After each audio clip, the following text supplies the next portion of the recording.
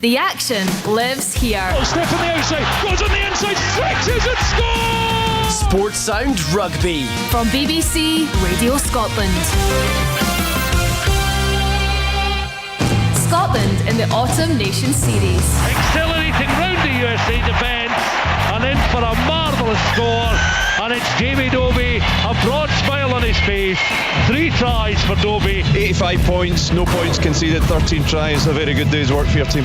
The players were very cohesive, which is hard to achieve in a week's training in a brand new team, but it shows you the togetherness this group has, but also how hard they worked this week of training, just making sure they learned their roles. We asked for effort, we asked for physicality, and we got that. First ever win over the All Blacks. Seems a mile away right now at half time. It is Scotland 0, New Zealand 17. Have they got it down? They have! Scotland 5, New Zealand 17, and the stadium comes to life. Russell takes it, flat ball to Kinghorn, gets the pass away, and Kyle Steyn scores for Scotland. 2 in the space of just a couple of minutes. The win was there, we know the win was there, and we needed to kick on when we got to 17 all, and there was a couple of big moments that swung New Zealand's way. Got it. We come in a win today, and we didn't get that done, and it's really gutting. That is the reality of it all, and the next couple of days are really going to hurt for the group. Argentina are going to score in the corner, and that'll be the game, surely. Argentina have stunned Murrayfields, and it is Argentina 31, Scotland 24, and this game now looks lost for Scotland. We go 21-0 up against one of the top teams in the world, shows what they're capable of, but obviously the defeat is what we need to look at it and how we can get better, but it's within these players' hands, and I'm sure Tonga will fancy their chances, seeing how we played in that final 15, 20 minutes, so we've got to pick ourselves up and make sure that we give our supporters a very good performance and a win next. Yes, it's not been the autumn campaign Scotland were hoping for, and that defeat to Argentina has prompted questions about where this team is going and what the future holds for head coach Gregor Townsend. This is Sports Sound Rugby on BBC Radio Scotland and 5 Sports Extra. I'm Andy Burke, and we're coming to you live from Murrayfield for Scotland's final match of the Autumn Nations Series against Tonga. Our team here today, our match commentator Stuart McFarlane, the former Scotland and Lions prop Peter Wright, Scotland's record point scorer Chris Patterson, and our chief sports writer Tom English. Peter, we stood here a week ago and asked you if you'd managed to get over the defeat to the All Blacks. I'd imagine the aftermath of that Argentina defeat took a bit more getting over. Yeah, but both, the last 2 weeks has been, from a rugby sense, has been pretty tough to take. It's, for many reasons, but the main reason is both games were perfectly winnable. I think one of the games was won, 21-0 up, deep in 22 of Argentina. I think the game was won at that point, and that's no being arrogant of that. It's just the way we had played up to that point. We were really good. But yeah, and I normally watch the games once and then delete them, but I've kept them on, and weirdly, and I never do this. Even brilliant victories, I watch it once and then didn't bother again. But these ones have been I think I've been watching them hoping that the result will be different at the end. That's the way, and I keep looking at it and thinking, it's for me, it's just simple things that they need to get that they can do to make it work. But it's the mental side of things, I think, is the big issue. They seem to have some real brain fades in the middle of games, and they kind of lose a bit of composure. So yeah, it's been a tough 2 weeks for me as a supporter, and I'm sure as the players and the coaching staff, it's probably been a fairly tough couple of weeks for them as well. Chris Patterson, you were with us on the radio last week, and we tried to make sense of it amidst the shock of what we'd just seen in that final quarter. But a week on, as you reflect, and obviously I think we did at the time, but you have to give the Pumas credit for what was an incredible final quarter. But have you managed to make any more sense of where it all went wrong for Scotland? Yeah, I remember saying at the time that how good Scotland were for that 45-50 minute period, and how influential certainly Carreras was at 10, and then Gaggio, the prop Matera.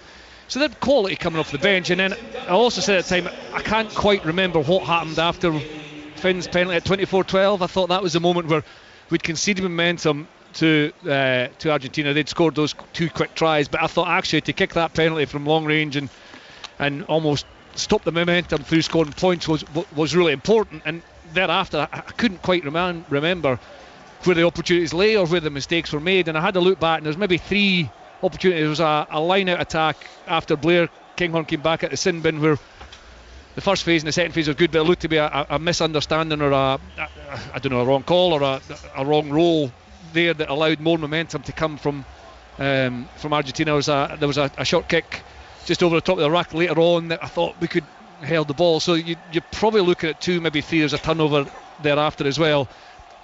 So you kind of get clarity through finding out technically and tactically what was right and wrong, but that is underlined by how much momentum and how much power Argentina had when they made the changes. And I can say, like, we felt bad, but the players will feel worse, the coaches will feel worse, and no matter how bad you feel as a supporter, you can at some point get away from it. As a player, you can't, and not even playing this week. I know Sione's the only one starting, but the players aren't getting that opportunity this week to get back.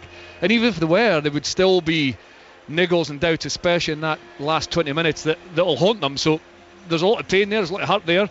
And I suppose that the players this afternoon have the opportunity to put that right. I know Tonga won't be, they're way down the world rankings in comparison to Argentina, but there'll be elements that Scotland have to get right today to put right last week's result. Tom English, not the defeat, because I think everyone in Scotland appreciates that they lost to a very good Argentina side last week, and there's no disgrace in that, but I think the manner of it, from 21-0 up, the complete capitulation in that final quarter has brought all sorts of criticism and questioning of Gregor Townsend. You had quite a strong exchange with him at the press conference this week, but I think you were reflecting what a lot of people are asking amongst the Scottish rugby public at the moment about where this team is going under him. Yeah, like, I think there's an awful lot of anger and, bit of booing after the Argentina game. You don't get that here at all, really. I've been a fan of Gregor Townsend for a long time. I think there are people out there who don't like him and don't want him and just trying to denigrate him, play down his achievements. I don't do that. But I think the time has come now. I just don't see this team progressing. I think 8 years is a long time, and maybe there's a time for a new voice. I think it is time for a new voice, just to see if the new person, and there's no guarantee that they will. There's absolutely zero guarantee that things will get better if you bring in somebody else. But I think it's worth a try now, because I think this team doesn't seem to be. It's got so high, and its head is bouncing off a ceiling here, and they need to crash through that ceiling. And I just don't think it's going to happen with Gregor Townsend running the ship. And I say that. I don't want to say it, but it just comes to that realisation now.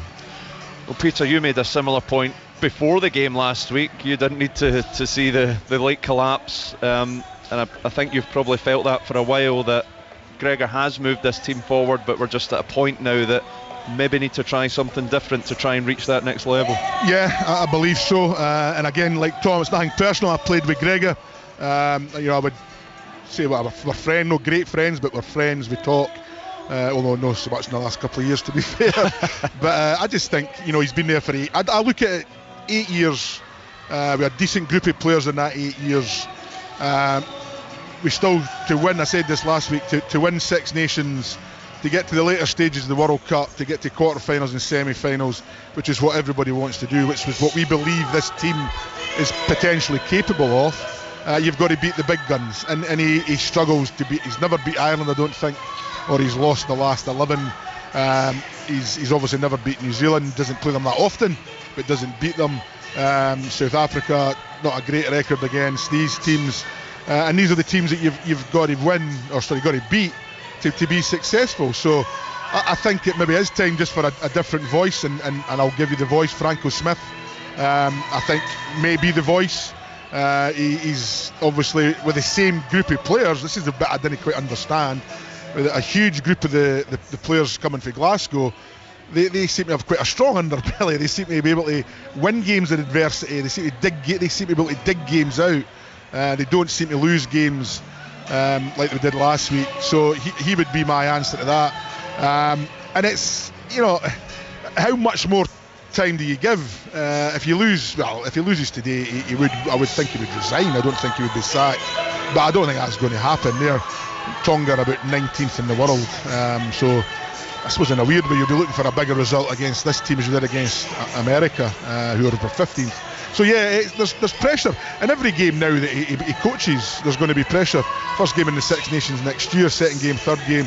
As soon as we have a bad result, the vultures, and I don't like to think I'm one of them, but I probably am, because I just want change. I want my Scotland team to have a bit of success, and being third in the Six Nations is the success. Not getting out the knockout stage of the World Cup is certainly not success, and that's what's happened in the last 8 years. Well, we're offering the view from outside the camp. What about within the Scotland camp? The Scotland captain, Sione Tuipulotu, faced the media yesterday, and he says the players remain fully behind Gregor Townsend. And he also gave an insight on how the squad have managed the disappointment of that painful loss to Argentina last weekend. Probably one of the most difficult and confronting weeks I've had in camp as a Scotland player, but I'm sure one that's needed as well. And there were a lot of honest conversations, individual meetings, team meetings, players meetings and stuff like that for us to, I suppose, talk about why that game went wrong and why it's probably not good enough. And I thought we did that this week, and it's going to be hard for us to go prove to the public in this one game against Tonga where we're at. But for us, it's just about progress now and looking to Six Nations later or earlier next year. It's just about us using that hurt that we were feeling after Argentina and New Zealand, to be honest, and now using that to try and progress, I suppose. You said after the game that the players deserve to cop it for the way that second half unfolded, and there has been criticism of the players. There's also been a lot of criticism of your head coach, but that's all from the outside. Give us the players' perspective on Gregor and where you feel this team is going under him. I don't think I've ever stood in front of you guys and not spoke honestly. When you guys ask me questions, I've always gave you my honest answer. My honest answer is I'm fully behind my head coach, and so are all the players, and I take a lot of accountability for what happened on the weekend. I'm the captain of the team, and Gregor's not down there playing rugby. He's put us in a position to get up 21 points, and I take accountability as the captain of the squad for the reason that maybe we let that lead slide. We didn't execute against New Zealand. I think it's more of a players thing for me anyways, and because I'm down on the field, I'm out there being able to influence the situation along with all the other players. So I stand in front of you all here and speak honestly that I'm fully behind Gregor, and I still believe he's the man for the job in what we can achieve leading into the World Cup. That was the Scotland captain, Sione Tuipulotu, talking to the media yesterday. And Chris Patterson, in these situations, you're kind of looking for clues as to what's been said, but also maybe what's not been said. And can you read anything into that? Sione was quite clear and quite to the point that he remains very much behind Gregor Townsend, and he says he speaks for the dressing room as well. Yeah, I'm not sure why you need to look for clues or find clues. Rugby's an honest game, sports honesty, you see it, and I think I totally and utterly 100% agree with what Sione said, and that's what I see.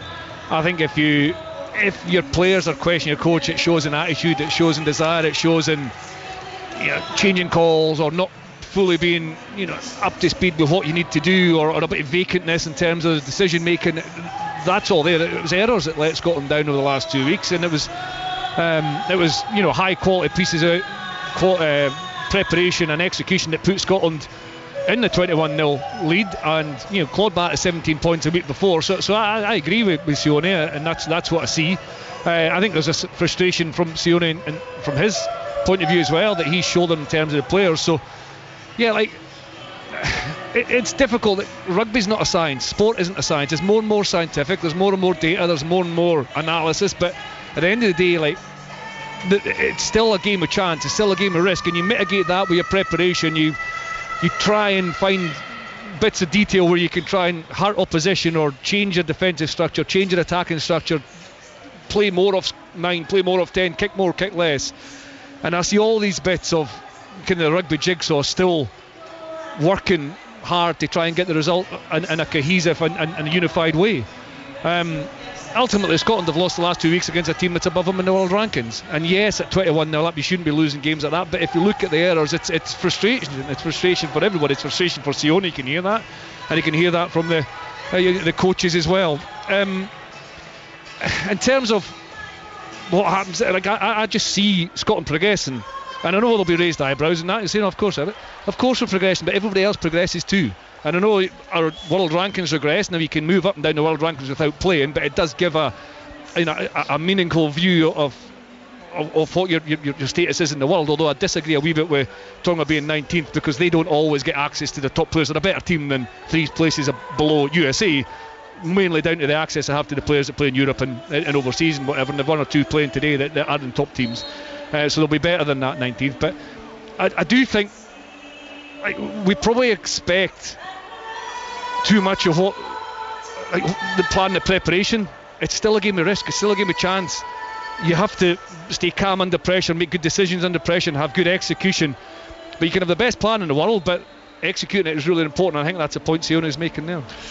And Tom, the reason I said to Chris there is you're looking for clues. Is quite often when a coach is under pressure in rugby, certainly in football, probably more prevalent in football, but you hear things starting to, whispers starting to leak out, and it's quite often a convenient excuse for the players to hide behind an under pressure head coach. But Sione was so strong in his defence of Gregor Townsend that you couldn't help but believe him. Yeah, no, I do believe him.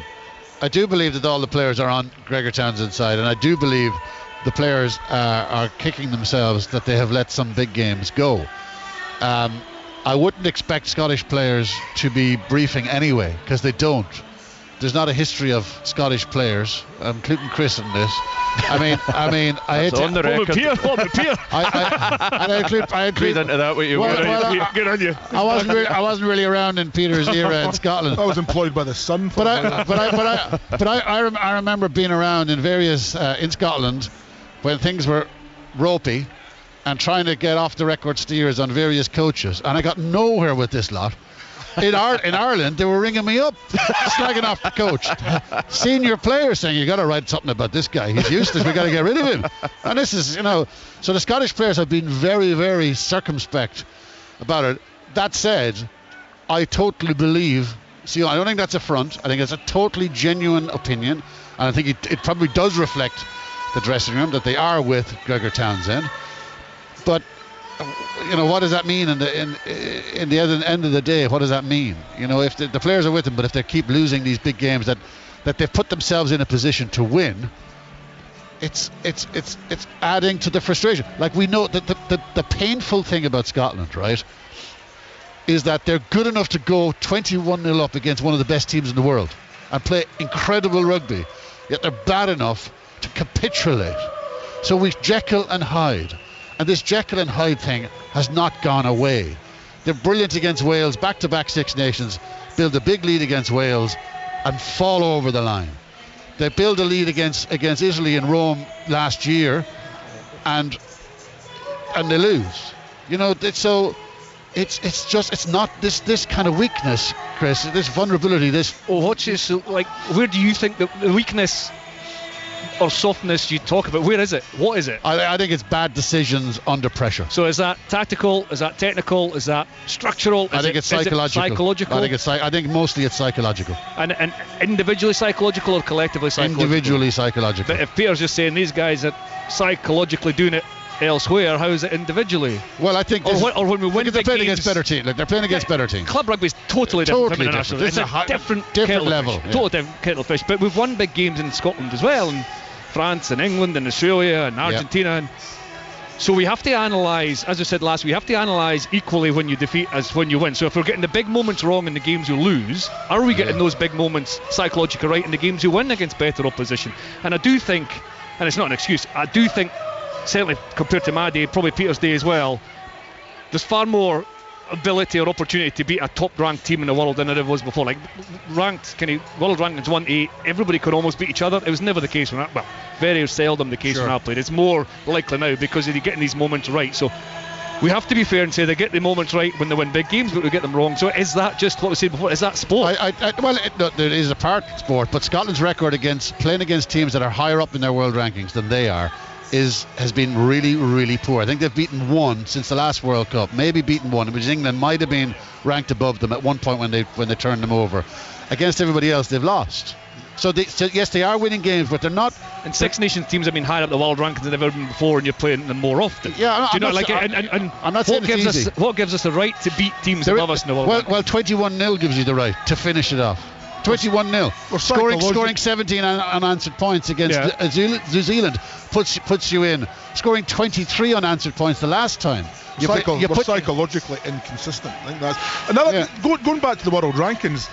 I've always thought world rankings doesn't tell you how good you are, it tells you how consistent you are. Yeah, I agree. Because it's about winning games consistently, so the top teams beat the top teams consistently, and that kind of our ranking kind of sums us up a wee bit at the moment. We're just a little bit inconsistent for whatever reason. It was interesting, and I totally agree with you, Chris, what you said last week about that Finn Russell pass that almost started the Argentinian comeback. That you say that's the way we play, that's how we score some of our best tries. Is there an argument about saying when you're 21-0 up, you've got to find a way to change your mindset more than anything else? I would say totally. I mean, that pass is almost carbon copy to the one everybody celebrates at Hugh Jones in 2018. It's the same pass. He's expecting, probably Kyle Steino, was it Steino to bounce? And it's no slight on Steino.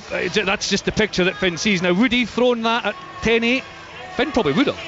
But that's part of the reason you're 21-0 up. It's part of the reason you're getting 17 unanswered points against. So you have to analyse. And then for me, at 21-0, and he conceded that. I mean, he didn't score right off the back. It still took a yellow card in a scrum, and it was a bit softer defence off the back of the scrum that you'd want.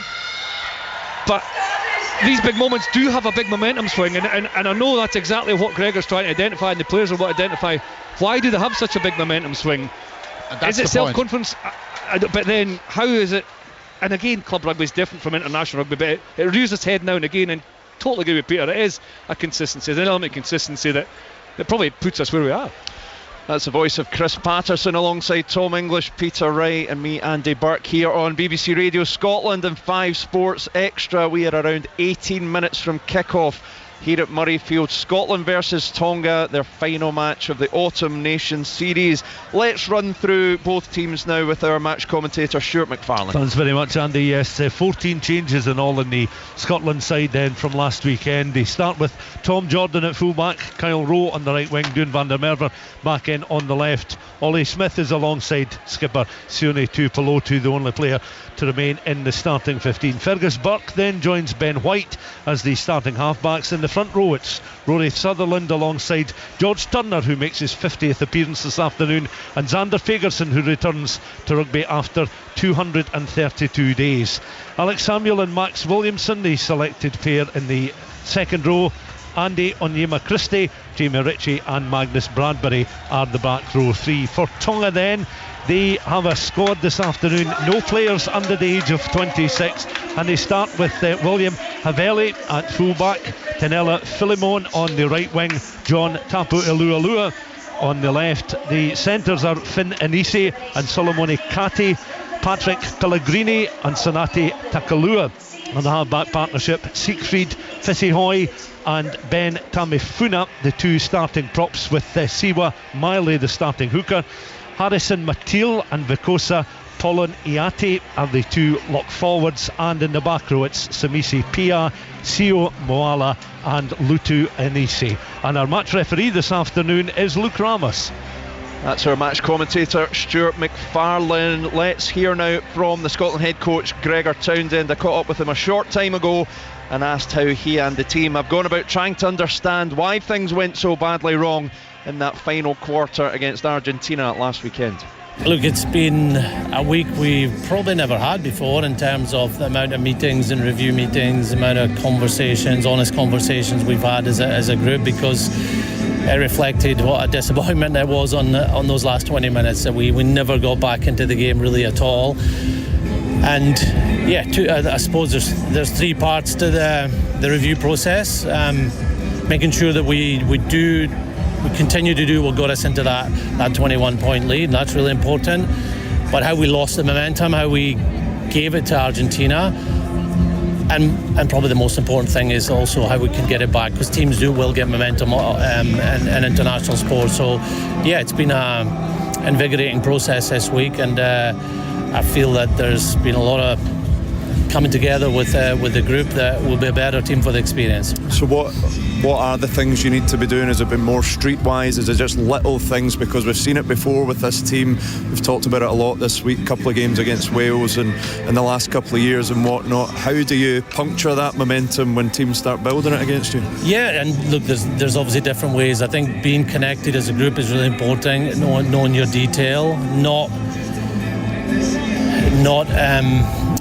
getting pulled away from what you've set out to do, and that's hard. And when opposition have got some line breaks or got some possession or have a man up, but we have to be better. And there's a lot of details. Like you mentioned a couple of games there, every game's different. So there's no sweeping generalizations in international sport. It's being specific on your next job and how we could do that better. Obviously relevant to last week, but this game, and when we play in the Six Nations, there might be other situations that we have to adapt. So the most important thing is how we connect as a group on the field. A lot of focus has fallen on you this week, Gregor, your position. Some people feeling after 8 years maybe this team isn't going to kick on to the next level. Can you understand the concerns, the criticism, some of the questions that have been asked of you at the moment? Yeah, I think the door gets opened when we lose for people that want to criticise, and that's up to them. Obviously, my 100% commitment is on this team and how we get better and how we also build on what we've been doing really well. There's been a lot of positive parts to our play. We just need to make sure that we don't let those poor areas get into our game that happened in Argentina. What are you wanting from your team today, and what do you expect from Tonga? Well, it's going to be a huge physical challenge. I think the weather will probably suit them in terms of their approach. They want to be direct. They have a lot of pick and goes. They have a big focus around the breakdown. Their scrum is strong with Ben Tomeafuna there, a tight head. As he only spoke this week about the game in the World Cup was the most physical game he felt in the first 20 minutes of the World Cup when we played some physical teams in that tournament. And I think they were leading after 25-30 minutes. So we have to be patient, but we have to be physical and show huge effort. Important to send these fans who obviously left quite unhappy last weekend, important to send them on their way with a good performance and victory to lead into the Six Nations. Absolutely. I think, the performance is key. Obviously the win is important. They want to see the effort and physicality, and again, I'm just blown away by the amount of supporters that are here, like 60,000 for a game that we wouldn't have sold out or wouldn't go anywhere close to selling out a number of years ago. And seeing them in the rain today when our players arrive, our players know how much the team means to our supporters, and we have to show them a performance that they're proud of. That was the Scotland head coach Gregor Townsend and Chris Patterson. I think it is a much changed Scotland team. I think Stuart mentioned 14 changes. I think we were always expecting that, but what we've got is a lot of guys that have got a chance to stake their claim today. And also, like a nod to the depth, a lot of 14 changes and a lot of guys coming in with experience. If you think Xander Fergus, I know he's been injured, but he comes back in. And you look at the back row, Andy Christie and Jamie Ritchie, those two. Magnus obviously played against the USA, but those two will be desperate. They've not had a minute, they've not had an involvement. Quality players. Ben White coming in, obviously was ill last week. Still got Sione, Tom Jordan. So even with 14 changes, you're bringing depth and you're bringing quality, but you're also bringing an edge that is so desperate to impress, because they've not had the ability or the opportunity over the last 2 weeks to be involved. The key today is being cohesive, and the key today, and it maybe it lends back a wee bit what we're saying about the psychological element, is Tonga will have their moments. They'll have the big hit, they'll have a turnover, they'll have a potentially an offload that gets you under pressure, and it's managing them. And I think the experience, as well as the changes in the quality, should prepare Scotland for that. Fergus Burke at 10 as well. Interesting, Gregor mentioned the weather has been horrifically wet this morning, but it has dried a little bit, and his influence at 10 will be key. Probably good for him to have Ben White so much experience alongside him. Yeah, I've got to say, Tom, it might be 15, 20 years too late, but I'm very excited to see a Burke in the Scotland number 10 jersey. Well, I mean, it's your career was obviously cut short, but a crippling lack of ability. But I think he's going to do it for you today, Berkey. Is it a walking touch team now? I think even that would be beyond me, lads, with my hips. But it'll be interesting to see how he goes, Tom. He's obviously very highly thought of down at Saracens, Fergus Burke, and he had a bit of a go in the summer tour, but first run out at Murrayfield, big day for him. Exciting day for him. Exciting to watch him. He's a class player for Saracens, one of the top teams in England. So really excited to watch him. Look, I mean, as Chris says, there's a number of players here. Tom Jordan, I would have played him at 15 against Argentina. You look at Alex Samuel, you look at Max Williams. Certainly Max Williamson, I'd have had him involved before now in the autumn. Andy Onyema-Christie, I'd have had him involved, and Magnus Bradbury, I'd have had him involved. So all of these guys must be psyched up to the high heavens to impress here, because I've had to wait for a little while to get involved. Certainly the forwards. Yeah, I'd imagine Xander Fagerson will be psyched to get involved today, Peter. Real difficult period for him, robbed of the Lions tour through injury, in a bit of a race to get back for the All Blacks, and Argentina didn't quite make it, but great to see him back in a Scotland jersey. Yeah, I love watching Xander. He's a world-class player. I would put him in the bracket of one of the best, if not the best, tight head props Scotland have ever had, and that's talking about Sandy Carmichael, Ian Milne, real legends of the game.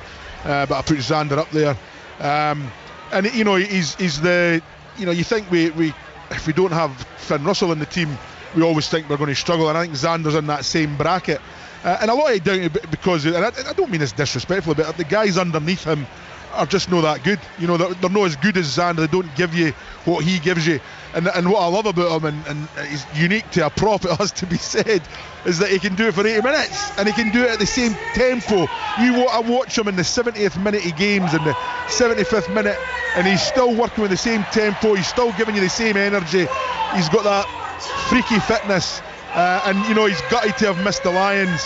He's obviously gutted to miss in Glasgow games. He's desperate to get back playing, and it's just brilliant to see him. I just hope he just stays nice and calm, nice and cool, doesn't try and do too much and win the game on his own, and get himself into a silly predicament. But it's great to see him back, there's no doubt about that. Great turnout here today at Murrayfield, Chris. It's the kind of least attractive, or one of the least attractive fixtures, but the fans have come out in force, and $60,000. It's brilliant, isn't it? In terms of early on a Sunday afternoon, as well as George Turner's coming out to get their plane with a 60,000 for his 50th cap. Yeah. There's a real connection there, and well, even though we don't like the last couple of weeks, it's been exciting. You know what I mean? There's been something to, I suppose, get emotional about and involved in. And there's the reception as the teams take the field. Yeah, we maybe don't want that level of excitement today. A nice professional job from Scotland would do the trick. The teams are running out onto the field. Scotland in their blue, heading off to the right of the halfway line. Tonga in their traditional red.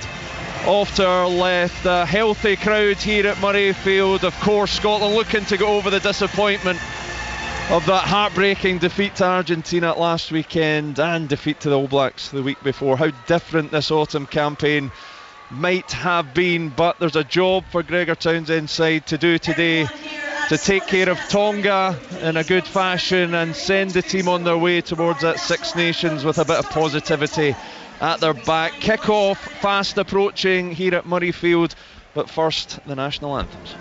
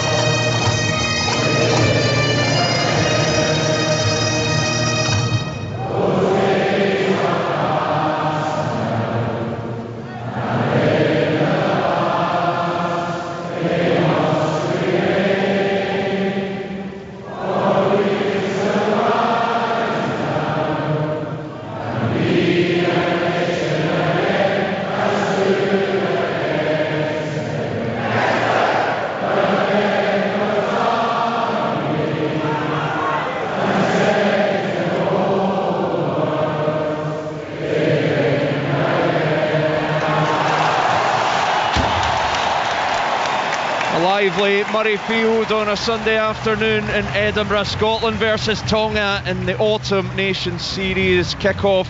Just moments away. Time for final predictions. Peter Wright, Scotland should get it done today, shouldn't they? Yeah, just get your basics right. Line out, scrum, get your shape and attacking defence right, accurate, and a comfortable win. Chris Patterson?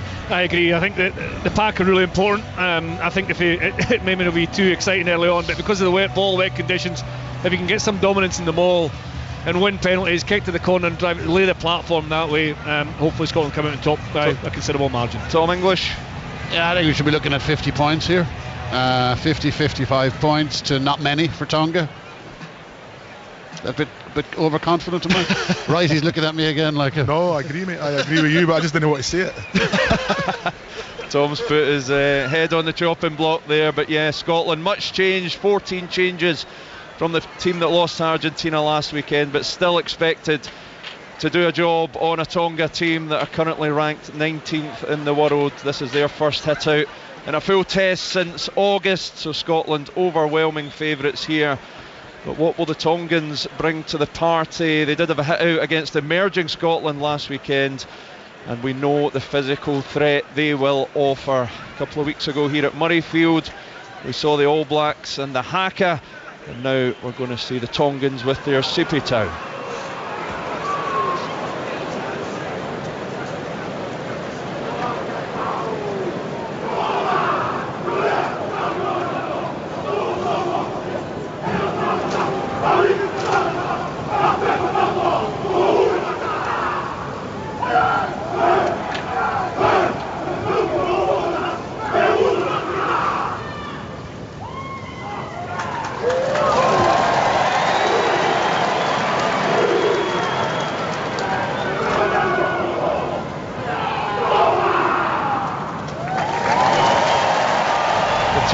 Team laying down the challenge to Scotland. Can Scotland take care of business and round off their autumn campaign on a positive note? We are just about ready to go here at Murrayfield. Scotland versus Tonga in the Autumn Nation Series on BBC Radio Scotland and 5 Sports Extra. Let's hand over to our commentary team of Peter Wright, Chris Patterson and Stuart McFarlane. Yeah, thanks again, Andy. So the sides on the field readying themselves, and I think they're actually going to change ends now with Scotland playing from left to right. It will be in this first half. They're all dark blue strips with the little white trims. I don't know. And Tonga playing in the red jerseys, white shorts and red socks. So after the sides have changed ends, Scotland will get this first half underway. Playing down towards the south stand. And looking at the Tongan side, Peter, we were touching on this in terms of the experience, particularly in the forwards. 3 of the starting 8 forwards, 34 years or older, and one of them is the colossal tight head prop, 23.5 stone, Ben Tamifuna. Yeah, I would take that with a pinch of salt. His weight, to be fair, maybe his age as well. Yeah, I mean it's funny, isn't it, that the players are in the professional game. Players are playing longer and longer, older and older. Just it shows you just how well they look after themselves. And it's, you know, age is a numbers I keep getting told. You don't play 80 minutes very often, though, either, Peter. If you look at the game, and it's cumulative, it does elongate the.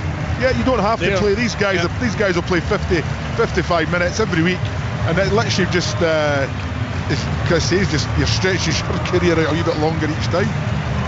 Well, he's looking down at previous international record. This is 44th cap. I think the most experienced of the Tongan starting 15 is Sanata Takalua, the scrum half, with 62 appearances. But as you both mentioned in the build-up to this, it's a rare opportunity for Tonga. They don't get too many of these chances to play abroad and play this level of opposition. And that's where I feel sorry for the likes of Tonga and Samoa and that. They've got some great players, and I think they kind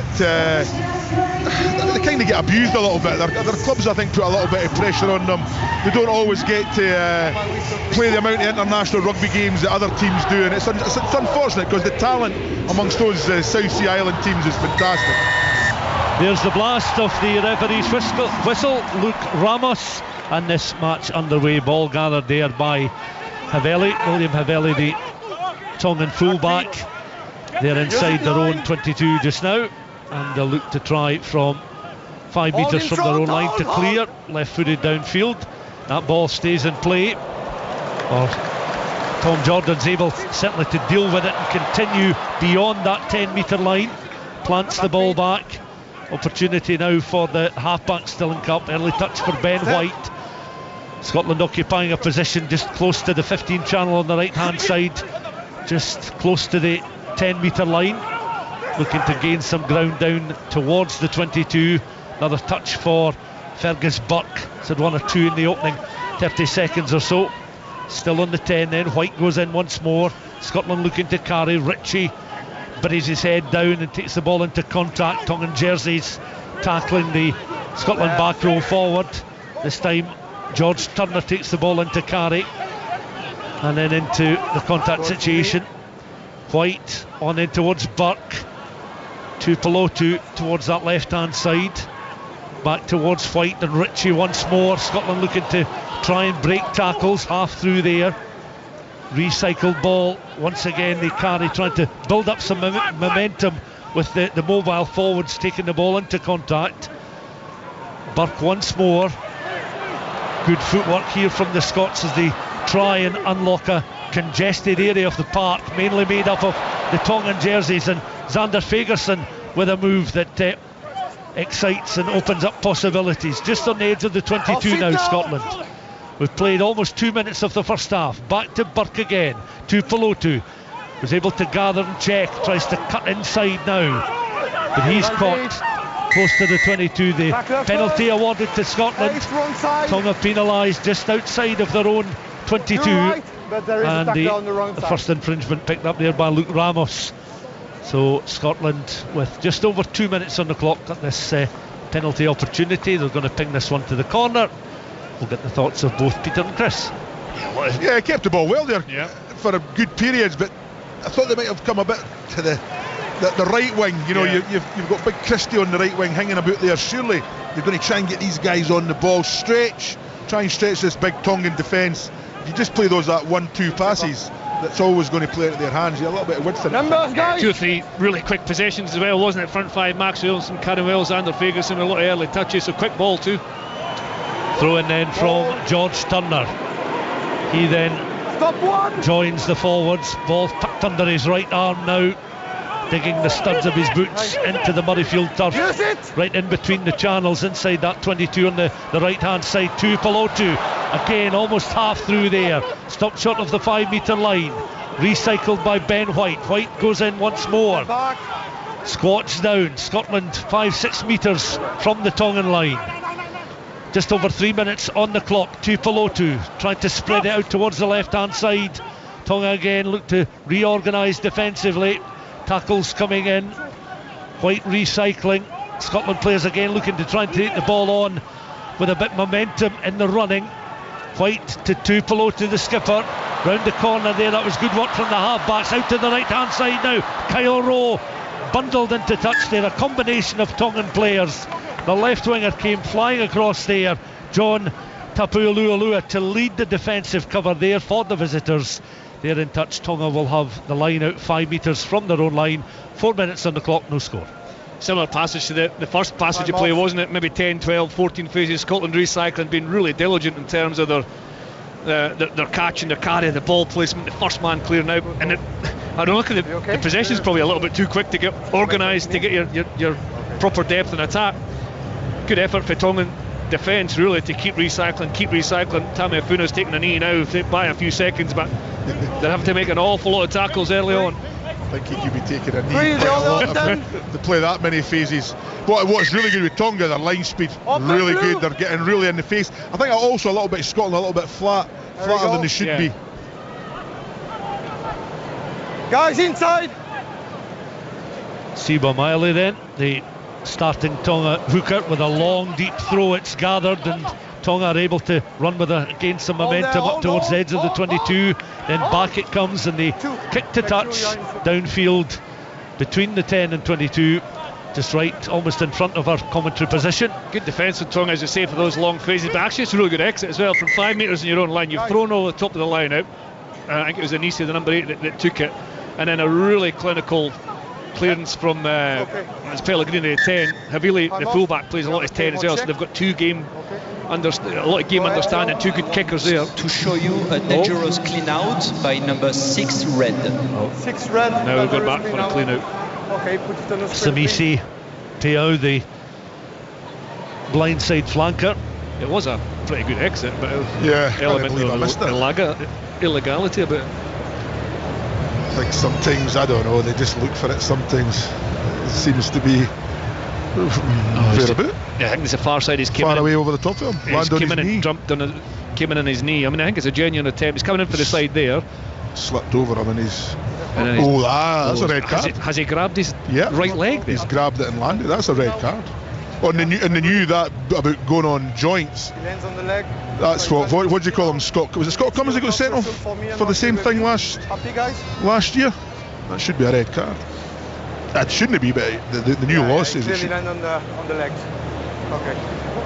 Do you have the location of the mark, please? Shall? Yes, inside 22, 20 meters from touchline. Number 6, it's a dangerous kill out. He lands on the lower limb, so it will be a yellow card and off-field review. Number 6. It's going for an off-field review, and I think if we have a look closer in, his right arm comes in and hooks as he drops it. It's actually it's not a nice clear out that at all. I think initially he comes in, he's offside, then he goes, but as a secondary movement for his right arm hooks. Is it Tom Jordan's left leg? Or George Turner's left leg?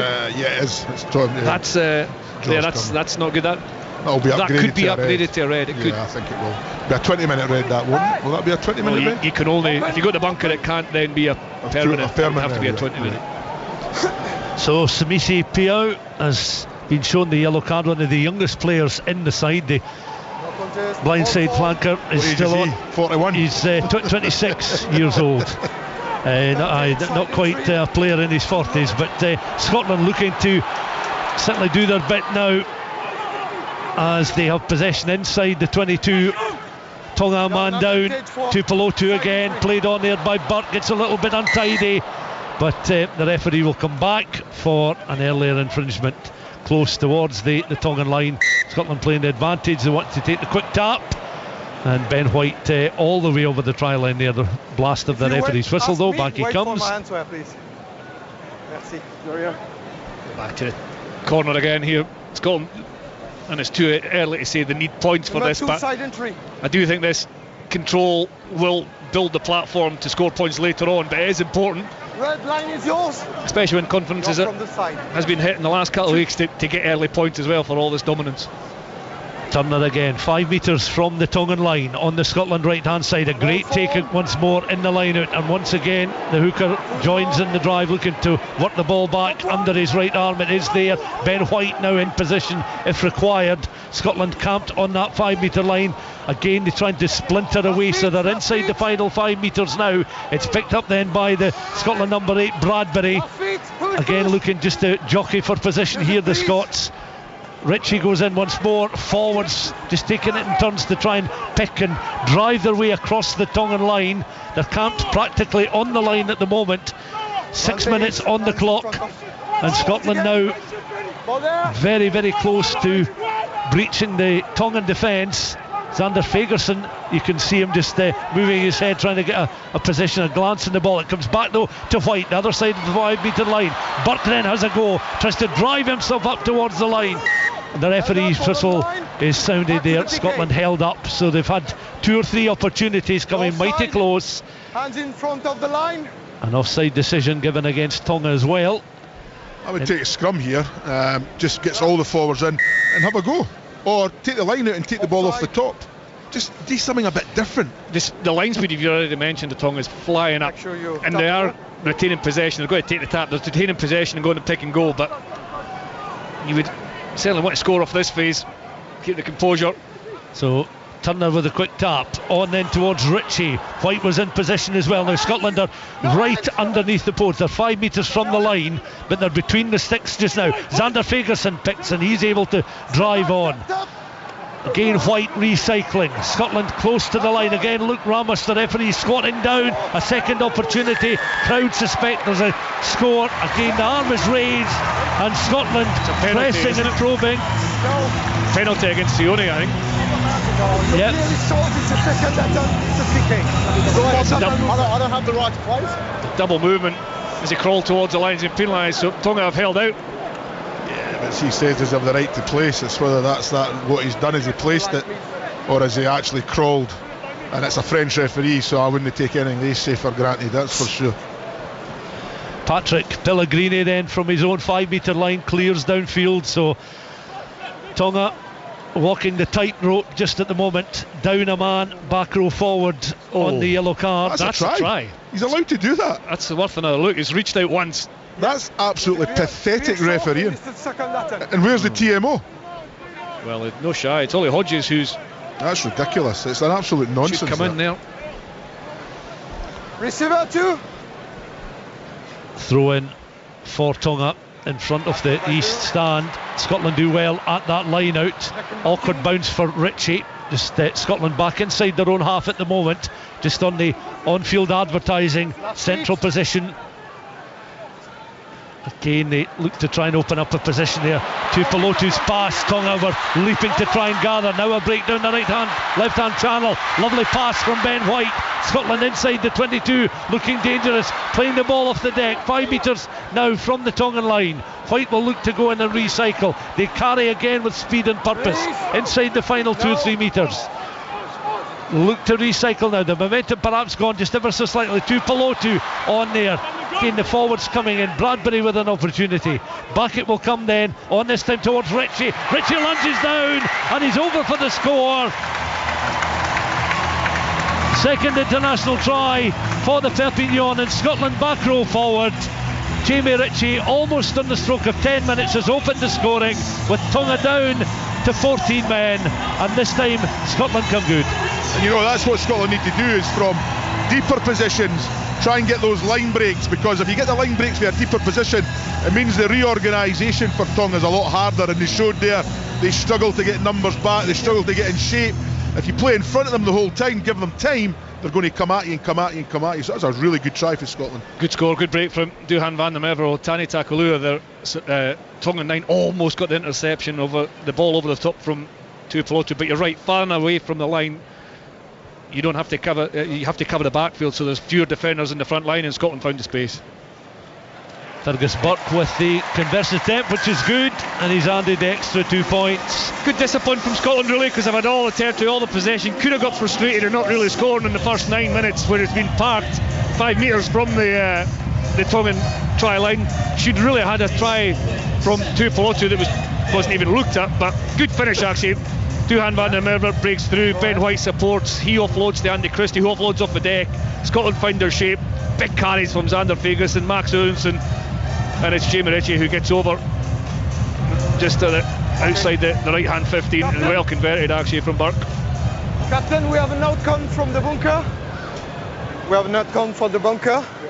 So the yellow card will be upgraded to the red card. Is high degree of danger and notification. So there's confirmation, much as you suspected. But your argument again is he's seen that on the video. He should be red card. The referee should have red carded that. Yep. This is the cop out that referees are coming to. You know, and if you go to the bunker, it can only be a 20-minute red. Why can it only be a 20-minute if you go to the bunker? Exactly. Do you know, like it kind of defeats the whole purpose of the sanction, really, or the process to get closer to the right decision. Restart kick from Patrick Pellegrini. Lengthy one down towards the edge of the Scotland 22. Scotland, though, successfully gathered possession. Looking to recycle now. Just outside the 22 on the left hand side. The box kick from Ben White. He's got plenty of length on that. Downfield, 3 players back for Tonga.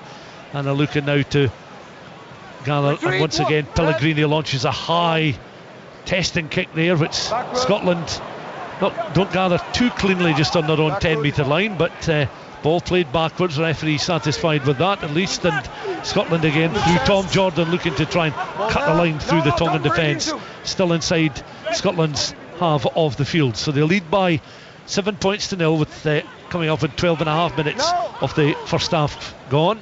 Last feet. Ben White again just using the studs of the right boot to control the ball and delivering a shorter kick this time with a bit more height on it. Does carry the halfway line.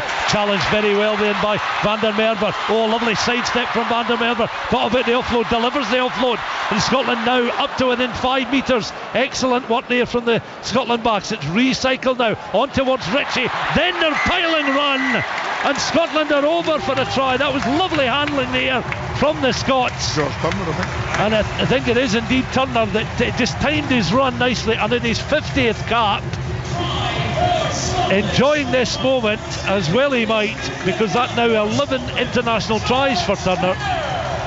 What a chase kick from Duhan van der Merwe, wasn't it? And to gather it and then to make another 40-50 metres one-handed offload, and just a good finish. Again, you get in behind the Tongans, it's difficult to get back when Scotland play at the pace.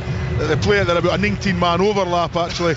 And Josh Turner just decided to get his 50th cap, a wee bit of glory. So yeah, again, just high tempo, good skill set. Yeah, good skill set. Excellent kick from Ben White, right on the money, and Duhan van der Merwe thundering onto it. Not only gets up to, we quite often see teams try to just bat the ball back, but he up and wins it in one movement, which is really important. That got him in behind, and he found Magnus Bradbury, who did really well in support. He did have Andy Christie on his left hand side, Bradbury, but he opted for contact, and then rather than lose, I suppose, the focus or composure, Scotland kept it. George Turner hits a really hard line. You're right though, breaking down the defence is, it sounds ironic, is much easier further up the field, further away from the opposition try line. There's no backfield to cover if you're on your try line. You can have 15 players or 14 as a down to a 20-minute red card, players on the line, but because you have to cover that backfield, Tonga had 3 in the backfield, failed to take the kick, which meant Scotland, there was a lot of spaces for Scotland to find. So another restart kick for Tonga and for Pellegrini. A deeper one this time, gathered Scotland inside their own 22 on that left hand side. A chance for them to build again. Ben White squats down, opts for a pass on then towards Xander Fagerson, who crashes over the 22. And again Scotland looking to regroup with Ben White again rolling the ball back steadying himself. The challenge coming through was made there by Pullen Ieti. Penalty. And the penalty awarded. He's blocking him. Obstruction. Shielding him. Yeah, it's on Duhan's side again. Duhan's actually started pretty well, hasn't it? 2 or 3 line breaks. Good, excellent opportunity to win the ball back in the air, but he's looking. He's got a bit between his teeth. Has 2 players immediately jump out. Tom Jordan always brings a physical impact, but he's really at it this afternoon. And Jamie Ritchie as well, a player we spoke about who hasn't had an opportunity. Who's trying to make a statement, I think. That law change that brought in, allowing not allowing guys to block runners coming in to try and protect the jumper. That's the best one they've brought. It's not really a change, is it? It's just nobody's allowed done to properly. Yeah. Nobody's allowed to. It was never allowed to block, but everybody did it. Everybody away with the it. referees let them away with it. Yeah. So it's more obvious now, and it just makes for a better game. It's good because you get much more ball. And you get the ball's one team wins it, and you get on and play it, and that's what. And there's a bit of an erratic nature to it as well. Like you're not guaranteed the ball whether you're attacking or defenders. You have to react and get loose possession. Let's go, guys. It's the first scrum. First scrum. Peter, here we go. And wait for now the ball. Game begins. It's proper rugby. First scrum, that's not bad. What's that? 16 minutes, and we've only not had any scrums. That's not bad. The handling's been good actually, and Scotland have had most of the possession, but I mean the pitch will be really wet, really heavy for the amount of rain we've had, and with all that possession, the skill sets have been good so far. Sanati Takalua then the Tongan scrum half, just standing tall at the moment. This scrum, the respective players in the scrum either side of the broken up 10-metre line, and the Tongan half of the field on their right hand side, nicely judged there by the Tongan forwards. Again they look to go in and recycle possession of the ball. The scrum half ready to deliver the pass, but other backs doing his work momentarily for him. How narrow Tonga are in terms of attack. Yes, their left winger is sitting well inside that 15 channel, high up and under. And again Scotland looking to try and win the ball in the air with some confidence. They take the ball once more over the 10-metre line, so they've won possession back. Brief respite for Tonga, and that comes to nothing, so Scotland will look to go once again. And this is excellent play from Tom Jordan. Wonderful run, super sidestep, accelerating up, close towards the 22. Is tackled, penalty awarded to Tonga. Tackler in position. There is Good a break. tackler. Tom Jordan's good break. I don't know if Tuipulotu got taken out, try to support run, but the quality TMO will obviously step in if that's the case. Lucid just said it there, wasn't it? You can tell when, I mean, Tom Jordan's always on it physically, but he looks really menacing in terms of his fighting, you know, his want to beat defenders and burst through. And it was a 30-40 metre break actually. Good pass from Fergus Burke because he was static and he knew there was a bit of space in the edge, so get the ball in TJ's hand as quick as possible. And we're just having another look there. No, Sione just fell over. Yeah, he just ran across him trying to make the tackle, didn't he? That's perfectly okay. Good tackle from Tapiele Lulu, the left winger for Tonga, from that line break. That's where two Scotland's tries have come from so far, so it's an important tackle for him to make. Siwa Miley now throws the ball towards the middle portion of the line out, comes back to Takalua, and he sets up an attacking opportunity here for the visitors. The scrum half has it once more.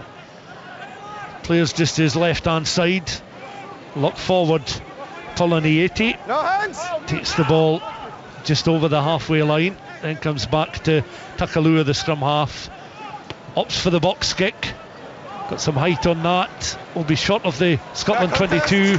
Again, players underneath it with confidence, winning the ball and recycling. And that was a good win in the air this time from Rowe. Sets up the attacking opportunity, and Scotland again up and over the halfway line with White in. Recycling just above the head height there of the massive Max Williamson. Down the left hand side, Scotland once again with confidence on the left hand channel inside the 22, looking for Van der Merwe, fleet of foot to try and work his way away from some congested traffic there. A lot of red jerseys around. Scotland work it back just on the edge of the halfway line once more. They've got a lot of space centrally. Tuipulotu now just tries to get involved, but it's Christie that does well, the back row forward.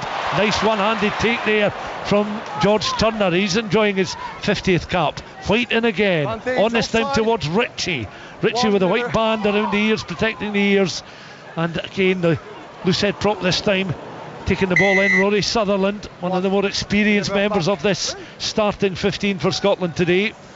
Referee had allowed some Scotland advantage, comes back for the penalty on the right hand side just outside of the 22. It's all Scotland at the moment. 20 minutes gone. Scotland 14, Tonga 0. No many arms in that tackle from Maile either on Fergus Burke on penalty advantage. Scotland trying to keep the tempo up. Jamie Ritchie, Tom Jordan to the fore, Xander Fagerson as well, making a real impact. And our esteemed commentator colleague didn't even mention that offload from Xander Fagerson. I bet if it had been a back, he'd have been right in there. Or Johan van der Merwe, what an offload that was. We've seen it before. I mean, he's certainly produced the goods on many occasions. But you know, that's something that he'll have enjoyed, having been out of the game for 232 days. That's what you get for me. You get Xander Fagerson. He carries an attack, he tackles in defence. He's often got some of the highest stats in both aspects of the game, and we've missed that. Use it, please. He's hit the ground running so far, hasn't it? White does well on towards Tuipulotu from the set play. White goes in once again, and Scotland lock forwards now, looking to carry. Back it comes. Oh, that's a bit of a loose ball though. That was an opportunity there, and it's played forward, but Tonga are not going to win this foot race. Scotland have got 2-3 players back. Leading the chase is Kyle Rowe inside his 22, and he was able to take time in the end to almost land on the ground with the ball and set up this latest Scotland attack. Really solid challenge on Christie there. Rowe continues. A couple of Scotland players down to Tuipulotu, and also George Turner, but Tuipulotu has to come back on his feet now. The late tackle on Ollie Smith is a shocker, I think. Every time there is a line break. Ollie Smith's back is just hands on his hips at the moment. There's one. That's a shoulder charge. Two shoulder charge off the ball. Listen to Sione. That's a shoulder charge on Turner. That should be a yellow card. And on Ollie Smith. There's two in the same play. If these officials didn't get the grip of this, it's going to become an absolute nightmare. Okay, so we are another one there. Penalty only. That's a disgrace. Absolute disgrace. Put it on the screen. That's a late shoulder charge from the Was it Anisi, the 8 on George Turner, but the one before that's worse on Ollie Smith. They're showing it on the replay and he's not even doing anything about it. That's shocking. Absolutely shocking. And look at him. Yeah, that's absolutely disgraceful. Yeah. Is it 2 PK? There is a 2 PK. Yeah. PK advantage and another one. Exactly the one I gave the warning. Yeah. So it's a PK. Just your shows. That's a warning? Yeah. Okay. No worries, just PK here. Do you know? Good. That's him explaining to Be careful. 3. Sione, it's 2 penalties. But there's so much around the South African tackles. When you're taught to tackle, you're taught to hit with your shoulder and wrap with your arm. So sometimes if the hit with the shoulder is excellent or good, or the contact's good, or is it your arm's impeding the wrap, it can look like a shoulder charge. There's 2 deliberate shoulder charges, never even and late, never even looked to wrap, and yet you're getting red cards in the game for people who can't get their arm round in a wrap, and there's 2 blatant ones there that have never even picked up. And then the people complain about how we have goes at referees. That's exactly why, because their consistency is disgusting. But we looked at that in slow motion 10 times as well. Christie wins the ball in the line out nicely, and Turner gets involved in the attack. So too does Kyle Rowe, cutting infield and just short of the 5 metre line, nice and central. Ben White will go in once more. Scotland, remember, leading by 14 points to 0 with 22 minutes of the first half gone, and looking to spread the ball out towards that left-hand channel inside the 22. Back to come Fagerson again, powering his way towards the line. A fraction shot. White recycles again. Scotland peppering the line. Referee going to squat down. There's the blast of the whistle again. And he was over the line, but I think he got driven back over the line again to infield. We will check it. But Scottish players are all appealing for it, saying he got it. Maybe, I think it was maybe reached out after he got put. I think Moala put a brilliant tackle in, but then the ball lost in goal. Was it knocked out his hands? Okay, before the line. Okay. No, it's fine for me. The 2 players are very low, so it's not full play. I don't know. 12, please. Whoever it was that carried the ball over the line, I'm not sure it was the person who's looked to a score. I believe there is a knock-on. Just be sure there is a knock-on, and where is it? He must be back for the toilet. That's the only reason I can think that he didn't look at the shoulder charges. He had to go to the toilet for an emergency, and he's now back. Because if that match official's saying that shouldn't be looked at, that's a disgraceful decision. It's Max Johnson with the carry there. He does spin round in it, unless he's lost it from the other angle. Max Johnson's carry, he's been driven back almost into the field of play, but as he's gone down, Max has twisted his body. That's and a try. He's kept control of the ball. It's a try. Perfectly okay. But these TMOs and referees, you see for the angle we look at now. You may award a try. Try it. Well done.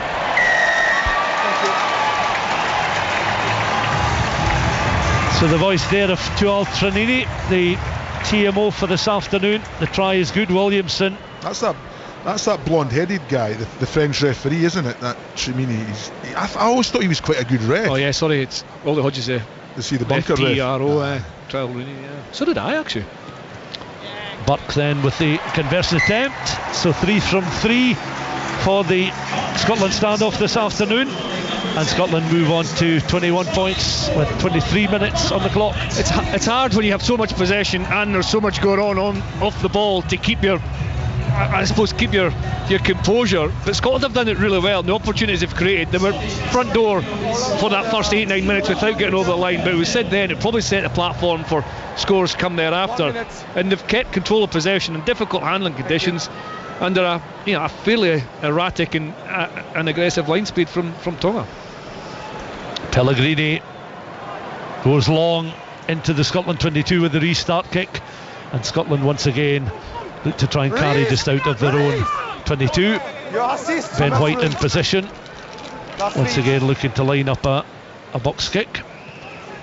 Again, the attempted charge down there from Tulinieti doesn't come off, and Scotland then contesting the ball around the halfway line, cross on that left hand side. Box kicking's good, isn't it? It's Ben White. He's got a good skill there. And I think back to Dobie's box kicking last week, it just always went a little bit too long and maybe wasn't quite high enough. Yeah, Ben was excellent because his long kick is really long and his contestable. I know it sounds pretty obvious, but if you don't put the ball out and you don't contest well, your long kicks have to get you up over the far 10 really with with a really good chase. You can maybe trap the opposition in around that halfway.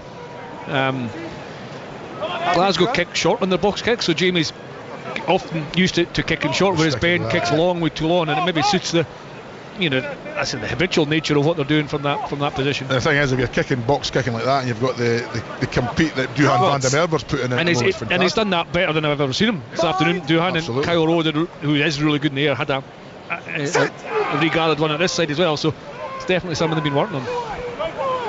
White into the scrum, just at the corner of the scrum there at the feet of Magnus Bradbury. Recycles to Pelotu.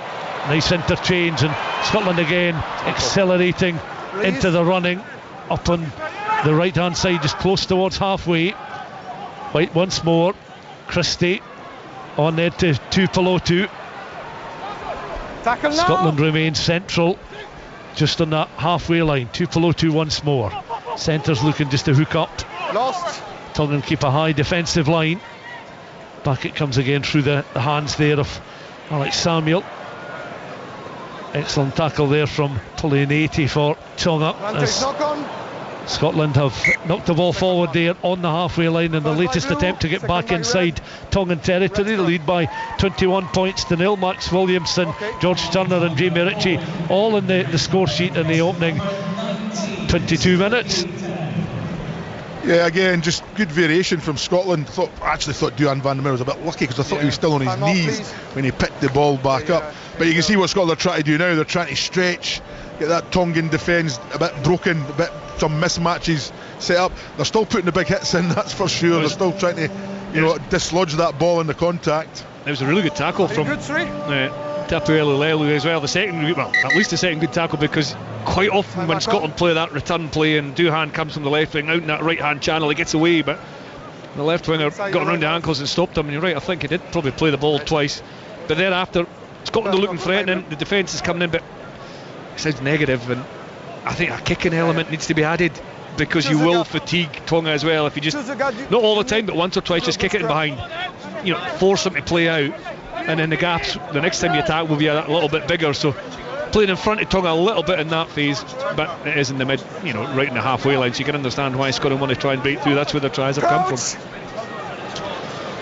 So this set piece, Tonga with the put in, and their scrum half, Takalua, just to the right of the referee. Luke Ramos feeds the ball into the scrum, is able to gather at the feet of Lute Nisi, the number 8, and it's pinged forward right footed, will bounce once and into touch. Here Chris's appreciation of the kick downfield that takes Tonga down to the edge of and just inside the Scotland 22. It was a 52-2, or did the scrum go over halfway? I think it is a 52-2, I thought the scrum was in the Scotland's half, but I think he's gave it. That was a great kick, wasn't it? It bounced about half a metre inside. No huddle. Oh. No huddle. No huddle. It was an excellent kick from centre field scrum. William Havili, the fullback who plays standoff actually for Mana Pacifica, a really good player. David Havili's brother who plays for the All Blacks, just dropped into that left-footed kind of channel and popped it into Scotland's 22. Good kick. Tonga then, having made some changes in the forwards, will confirm those in just a second, as they're in possession inside the Scotland 22 just now on the 5 channel on their left hand side. And again their scrum half Takalua just waiting patiently to see if he's going to be required, but Scotland have certainly dealt with that situation very well as Tongan players get back to their feet, and Scotland have nullified the Tongan threat, certainly for the moment. The home side lead by 21 points to 0, and we're just 2 minutes away from the half hour. Good defence, they're a good maul going, Tonga. And they're strong because Scotland have tried to maul them a few times and they've not got any real change from it.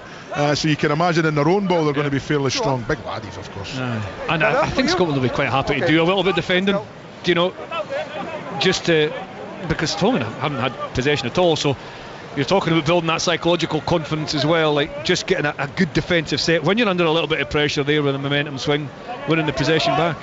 Yeah, Tonga's number 19, who's now on the pitch, Sita Temane, is making his debut for Tonga this afternoon at the age of 39, having played 18 times for Australia back in a 2-year period between 2011 and 2013. Jeez, 39. That must be the old. Surely you'll know this. It is the oldest cap, debut cap ever. It's at this level. There's a player earlier, I think in May, who played for Norway, who was in his mid to late 40s. Still international rugby. Still international rugby. Just because it's Norway. Seven. Tell you what, though, that's some response to you. When Peter's saying you'll know this, and then you pull that out. Brilliant. That's why I said it. He lined me up for it before we started the programme. But that's Stuart down to the ground. Yeah. I didn't want to shoehorn it in, or it would be too obvious that shoehorning in such a detail. What was the score in the Norway game? 4+1. I think it was. I was going to say it might have been abandoned, but I don't know if there was a conclusion to the game. But throw in is taken towards the back of the Tongan line, and good throw from Miale, the Tongan hooker. And again, they've got a platform now just inside the Scotland half, and perhaps an opportunity here for them to set up a few phases of play. The centres, Kata and Enise.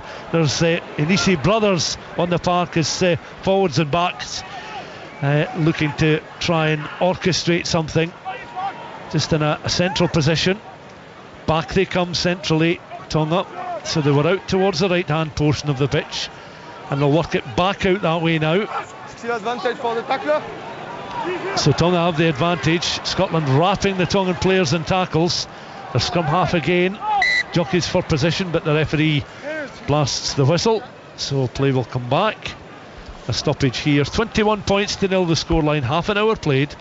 Scotland in front. Yeah, I think he penalised Jamie Ritchie for it. Was a great tackle, but the boy landed on top of Jamie and he just couldn't get out. But you know, when you put yourself in that position, that the referee is potentially going to penalise you. That's only a couple of penalties Scotland have given away. I think it's kind of the first one in real open play, good discipline. To be fair, Tonga have not had an awful lot of the ball in the first, 31 minutes that we've played, but good defensive set there from them, nice and solid. Pellegrini again from hand, from just inside the Scotland half of the field, kicks downfield this time into the 22, a little bit closer to the 22 line though, and the ball boy's ready with the towel. Slow, isn't it? You can see the tactic from Tonga, just trying to take the tempo out of the game, taking their time, getting to the line out. Just arriving now. We need to start bringing in time for lineouts and scrums to be started. You know, when it's awarded, you get 15 seconds to start the lineout, just to pick the game up. Simon Miley now throwing again towards the middle portion. That was well contested by Scotland, but it's taken on nicely there by Miley, who's worked it round the corner at pace into the 22. Scotland tackling with efficiency and authority as Tonga once more look to recycle. Then their power players looking to drive into contact. Scrum half doing very well indeed. Andy, aforementioned Tamante coming through there, losing possession of the ball, allowing Scotland to play it downfield in and around the edge of the Tongan 22. They've got time, the visitors, to play it back down the park. That's a touch finder, and that will take play back into the Scotland half with a Scotland set piece. So again, Tonga setting up a platform to attack the Scots. A few phases later, Scotland have won the ball back, and the pressure, such as it is eased on the home side. Just good line speed and tackle technique with Scotland. You know, they're putting pressure on the Tongan attack, forcing that error, and then Kyle Rowe's decent kick, and then the return kick was a decent one with the angle that he had. Yeah, it's good from Havile's left foot again. George Turner with the throw, it works its way back to Ben White, on then towards Burke, 2 below 2 against Scotland, looking to try and unlock the Tongan defence with pace up towards the halfway line. The Scotland skipper is stopped short though, and Scotland recycle again. Misunderstanding in that latest passage of play, and once again Tonga very quick to latch onto any loose ball and force the Scots back behind their own 10 metre line. This time the carry is Alex Samuels. Back it comes then to Ben White, and White then organises the box kick, delivers it, executes it, lands down on the Tongan 10 metre line. Back with the full-back Haveli. He almost disappears into the Scotland challenge, but they work it back once more. This Tongan side, the Sea Eagles looking for the first point, prodded though as the ball goes loose by Ollie Smith into the 22. Smith leads the chase, forcing Tonga back then on the defensive.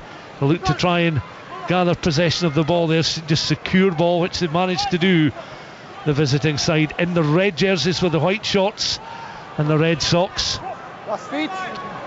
Again, it's worked back to inside the final 5 metres of the Tongan half, and the clearance to touch takes play down again just below our commentary point. 21 points to nil then. Scotland 5.5 minutes away from half time. And again, good solid defence from Scotland. Managed to turn force the turnover.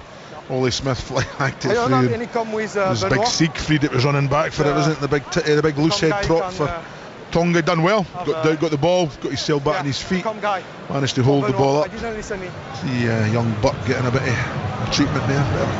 He was kind of down in backfield a little bit there and then jumped up to cover that kick to the touch, but he's getting no treatment on his knee. He went down on a loose pass and got kind of tackled awkwardly. But it looks like he's going to be all okay to jump up. I assume it'll be one of the ones, if it's not too bad, try and get to half time, get a proper assessment. 5 minutes away from half time. I think Scotland probably need points again. Tonga have had a bit of a momentum really for the buzzword this week in the last kind of 10 minutes or so. Scotland will want to try and get that back. The bogey score, isn't it? 21-0. I know. After last week, trying to get us off of that. I was thinking that. Drop a goal. Just get us off a goal. 21, or deliberately miss the conversion so you never get to 21. Are you superstitious? No, really. Scotland then on the attack once more. Burke with the little pass. Scotland carry up towards the 10 metre line. White again recycling. He readies himself in the orange coloured boots. That pass is taken on by Ollie Smith. Excellent play now by the Scots, and once again they're looking, little backdoor pass, presenting an opportunity for Scotland again, as the Tongan side had managed to slow up the momentum of the Scotland attack, but the pass was originally picked up by Ritchie, and he was able to get himself forward a few metres before going to the ground again, gets himself back to his feet. But Tonga have been able to nullify that Scotland threat. Yeah, quite lucky we didn't score there, because I think they would have come back for a forward. It was a great offload, but it was forward. Yeah, was it Ollie Smith with the offload? Just won that contact, nice short line, and popped it up to Marius Bradbury. It's difficult because when for the use of, I hate the phrase, but offload out the back of the hand, you're kind of bang your hands facing forward, so even if the ball goes forward, the ball comes out the back of your hand, and that's the determining factor whether the ball goes forward or not. So I think that is why a lot of players do it. They almost roll the ball in their hand so their palm faces their own try line. But it did travel forward, that one. Scotland are so good in the opening minutes because their first support player to the ruck, to the ball carrier, was really quick.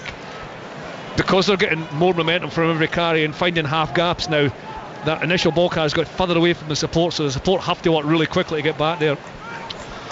Latest Tongan line out, the ball worked its way back to Sio Moala, and he did well, the open side flanker, to get the ball up towards halfway. Now gathered off the toes there of Tapu Ulualua, but offside decision given against the Scots, so Tonga will come back to the halfway line. It's a good play for the scrum half, isn't it? Because he deliberately threw the ball at George Turner. You know, he's offside absolutely, but it's a bit of gamesmanship there. But yeah, you put yourself in that position, you've always got the chance of being. Kicks it dead as well. Poor kick. Yeah, so that opportunity comes to nothing there for Tonga.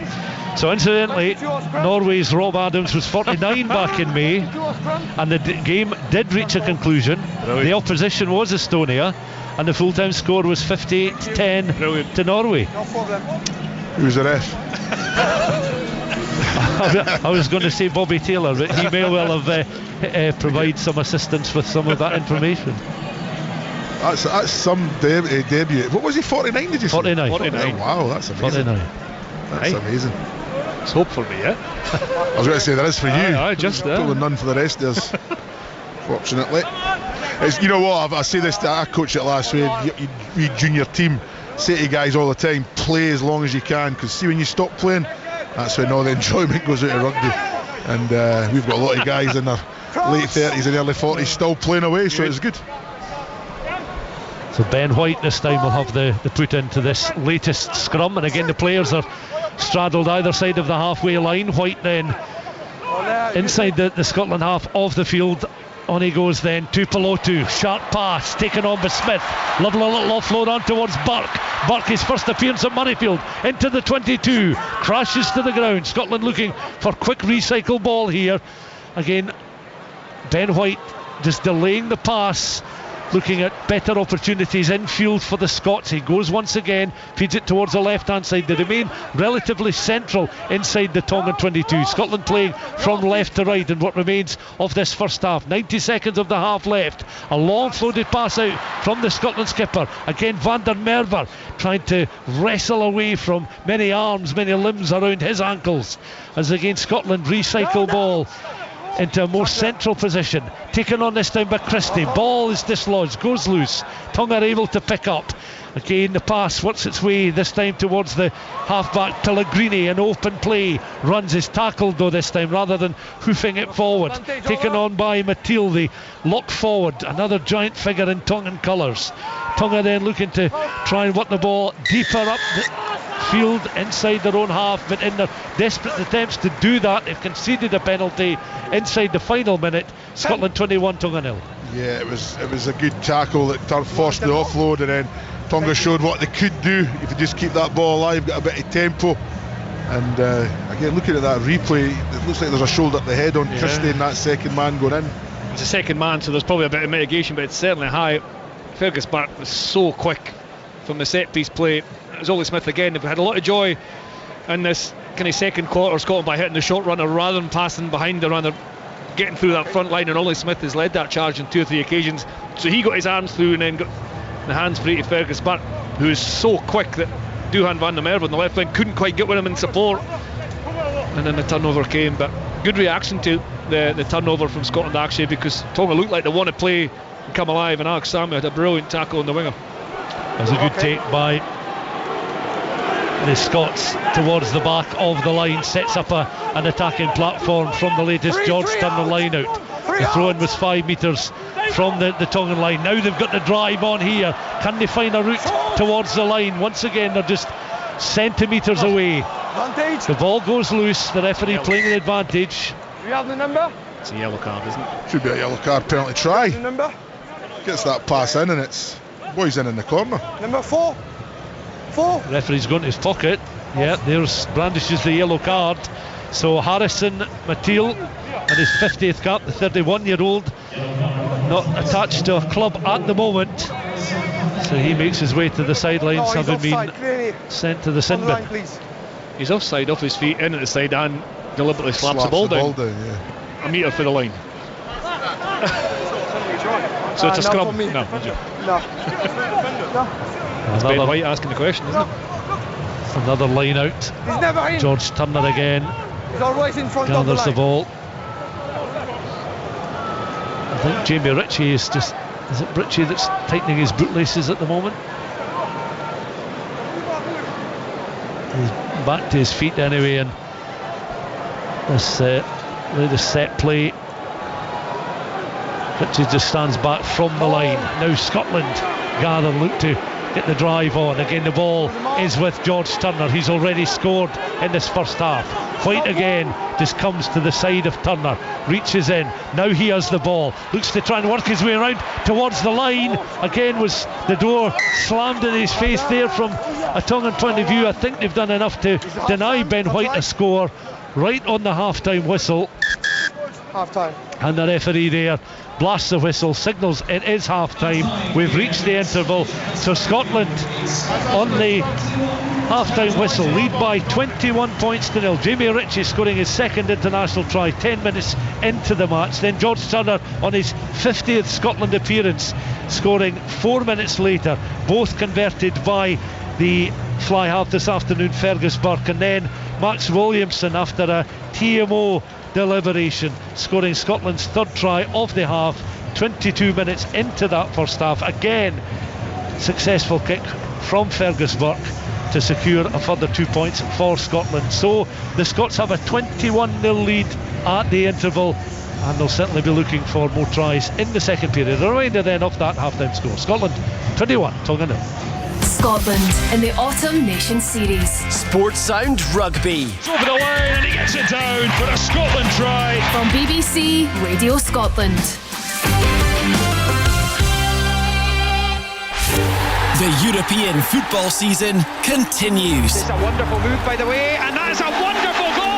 Sports Sound brings you the biggest games for Scotland's biggest teams. In the Europa League, Feyenoord hosts Celtic. United takes a touch and scores! And Rangers take on Braga. Finlay Curtis, a really nice finish. Aberdeen play Noah at home in the Conference League. Devlin in the back post, fires it home! Sports Sound, where Europe comes to play. Don't miss all the action. Thursday from 5 p.m. Listen on digital radio or ask your smart speaker to play BBC Radio Scotland. Yeah, big weekend, week of football coming up on BBC Radio Scotland. You're tuned to Sports Sound Rugby on BBC Radio Scotland and 5 Sports Extra with me, Andy Burke. Half-time at Murrayfield in the Autumn Nation Series, and Scotland lead Tonga by 21 points to 0. Stuart McFarlane, Peter Wright and Chris Patterson have been describing the first half action. Tom English is with us also, and Tom, Scotland very much in control without really breaking free, I suppose. Look, some good individual performances, but overall I'm really disappointed. Held up twice. It's the kind of problem we saw against New Zealand. I think 11 or 12 line breaks. They don't have the 21-point lead. Like, the score 15 v 15 is 0-all. 0-all. So, yes, they've taken advantage of the cards, fair enough, but they've had so many opportunities to score more tries and they haven't taken them. So, put me down as frustrated. I have to give Tonga a little credit. They've managed to take some sting out the game and negate Scotland's tempo a little bit. Occasionally as well, they've done it legally. Just occasionally, mind.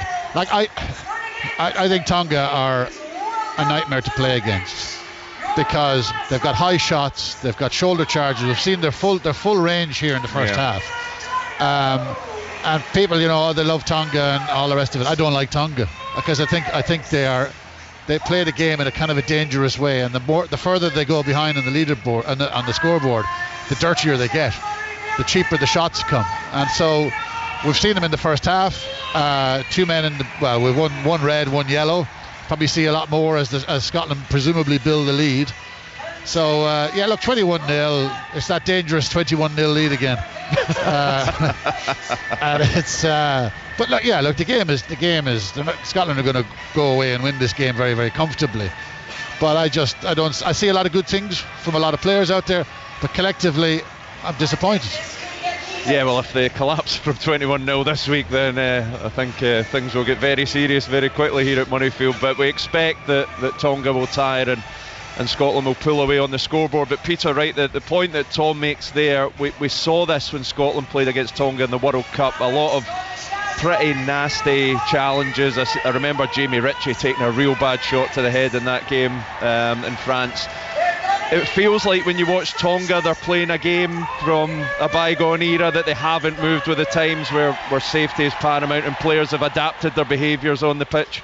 Yeah, they've always had that ability just to be a bit cheap shotty. They get frustrated. You didn't mind being late tackled if it's a proper tackle. It's the fact they're going in with shoulders.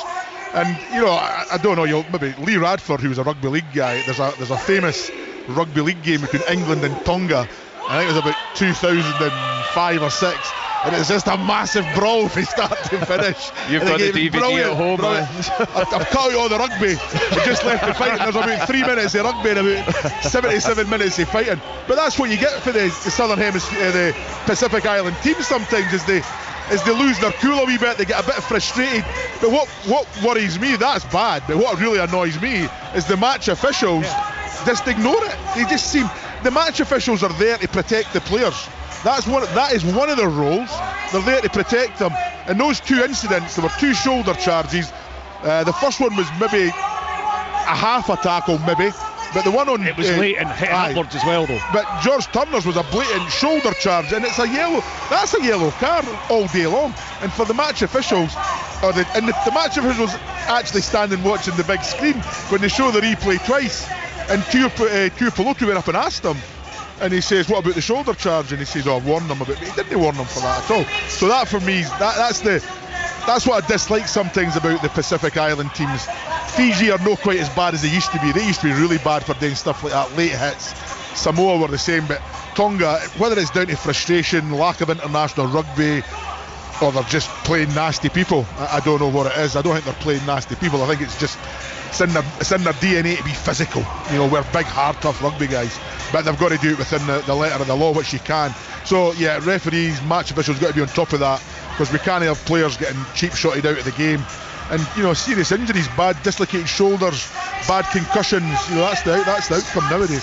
Yeah, I mean, Chris, Tonga's physicality is their point of difference as a team, and they want to make the most of that, but they're just going that wrong side of the line too often. Yeah, physicality isn't thuggery.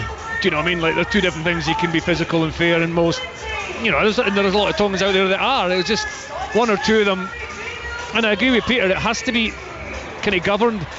There's been so much about shoulder charge and tackle and bunkers, and I think those who play the game and know the game, you know when a shoulder charge, a shoulder tackle, and you know when a tackle has, you've been unable to wrap, or you can just tell, and those, and maybe in review we'll have a look and say actually we've been too harsh, but those look like kind of deliberate shoulder challenges to me, and that's what you want to get out of the game, not the genuine attempt to make a tackle that ends up being shoulder first and your arms come round late or whatever. But it is difficult to play against. It's difficult to play against because the ball's slippery. It's difficult to play against because just the erratic nature. You set up a play, you get in behind you, then you're running your patterns, and there's a defender where there's no usually a defender, and that can spook you. So I thought for certainly the first quarter, the first 20 minutes, it was a real strength of Scotland to be aware of it and to play sensibly and have good control of possession. And then the second quarter, from a couple of good defensive efforts from Tonga, they won 2 or 3 penalties and then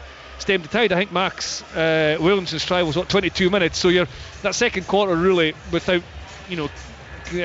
Tonga conceding points or Scotland scoring points, was hard and fair. But there's one or two elements before that. They're a bit cheap.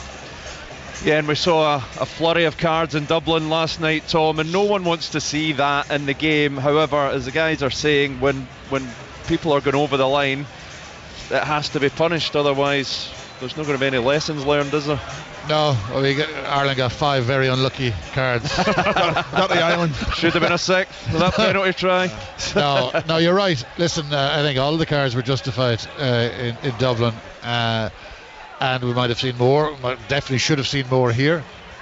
You got to protect the players. The lads are 100% right, and it is the duty of the officials to protect the players.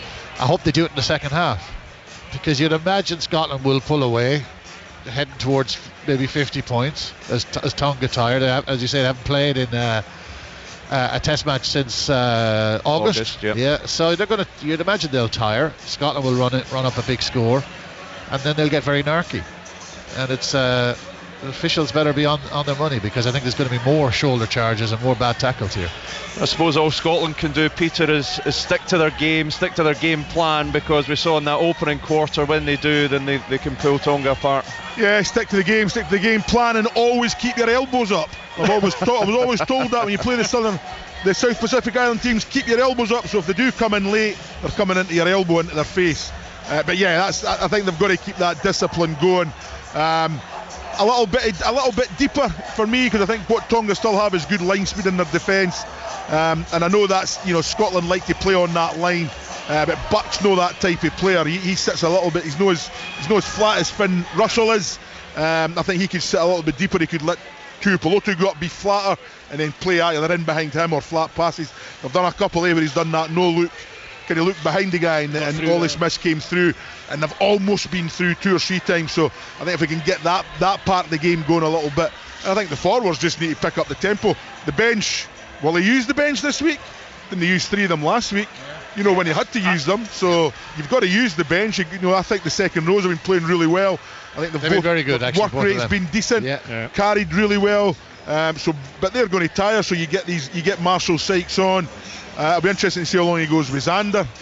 He's been impressive, eh? Yeah, I mean, I think 40 minutes. Brilliant. It's hard to believe he's not played for whatever it is, 232 days or whatever Stuart said. It's amazing that he comes back and his level of rugby is as high as it is. Using the bench, George Horn. What will he do at 10? Will he put Tom Jordan to 10? And then bring on Stafford McDowell and Kyle Steyn. So there's good options there for Scotland. I think with Bayliss as well, it gives you a bit of energy to come into the game. So there's good choices on the bench to pick the tempo up. But they've just got to get that set. They've just got to get the tactics right. They've got to get their organisation right in attack, so that they're putting the Tongans under real pressure, multi-phases. So eventually that fitness is going to shine through and going to really hurt the Tongans. I do think the Tongans' maul defence has been pretty good. If we're on about kind of going back to Tongan and maybe having a bit of ill discipline around defence, the maul defence has frustrated Scotland. It's and that's an area where I thought Scotland would maybe get a lot of joy. I said it beforehand if the ball was wet, but they've been decent enough there. So then the kind of how deep or how flat the backs are is what Peter's talking about. Quite often is dictated by how much momentum that maul makes. If it's creeping forward, if the defence are taking 2 or 3 steps backwards, you roll onto it. So I think because it's been pretty much stable, hasn't it? You're trying to get that momentum off a still platform, which is more difficult against the blitz defence, and the breaks have come from further deeper in the field for Scotland. And they're playing the first 8 or 9 minutes of the second half against 14. Yeah. So they should really make merry with that. Well, Tom, we've been talking in recent weeks about the prospect of Tom Jordan mounting a threat for that 15 jersey. He's playing there today and he's shown some nice touches. I think he's a terrific footballer, no matter where you put him. I think he's just an excellent player. He's tough. He is tough. And he's doing all the basics right. He's offering an option in attack. I think he's terrific. You have to caveat all of this because it's Tonga they're playing against, and it's all one-way traffic. But we've seen him play excellently against much better opposition than this. This guy should be absolutely considered for the 15 jersey. I know Blair Kinghorn is rock and roll with Toulouse and all the rest of it, but Tom Jordan, I think, is an outstanding footballer. He hasn't had a huge amount of game minutes either this season. So he got injured, I think, in Fiji the test in the summer, and then he's had a red card, a yellow card, and a bit of injury in his time at Bristol so far. When he's been on the field at Bristol, he's really caught the imagination. He's been outstanding, and you can just tell when somebody's got that bit between their teeth to make an impact in it. You can see that in that first 40 minutes. What have you made, Chris, Fergus Burke at 10? Good. In terms of the volume of possession he's had, he's made a lot of good decisions. I think he's aware of the threat that his team has out wide, so he's quite static in his delivery because he wants the ball in the wide player's hands quickly where the space is. He's had a couple of searing breaks. He's desperately quick, and I'm really pleased with his effort at goal kicking.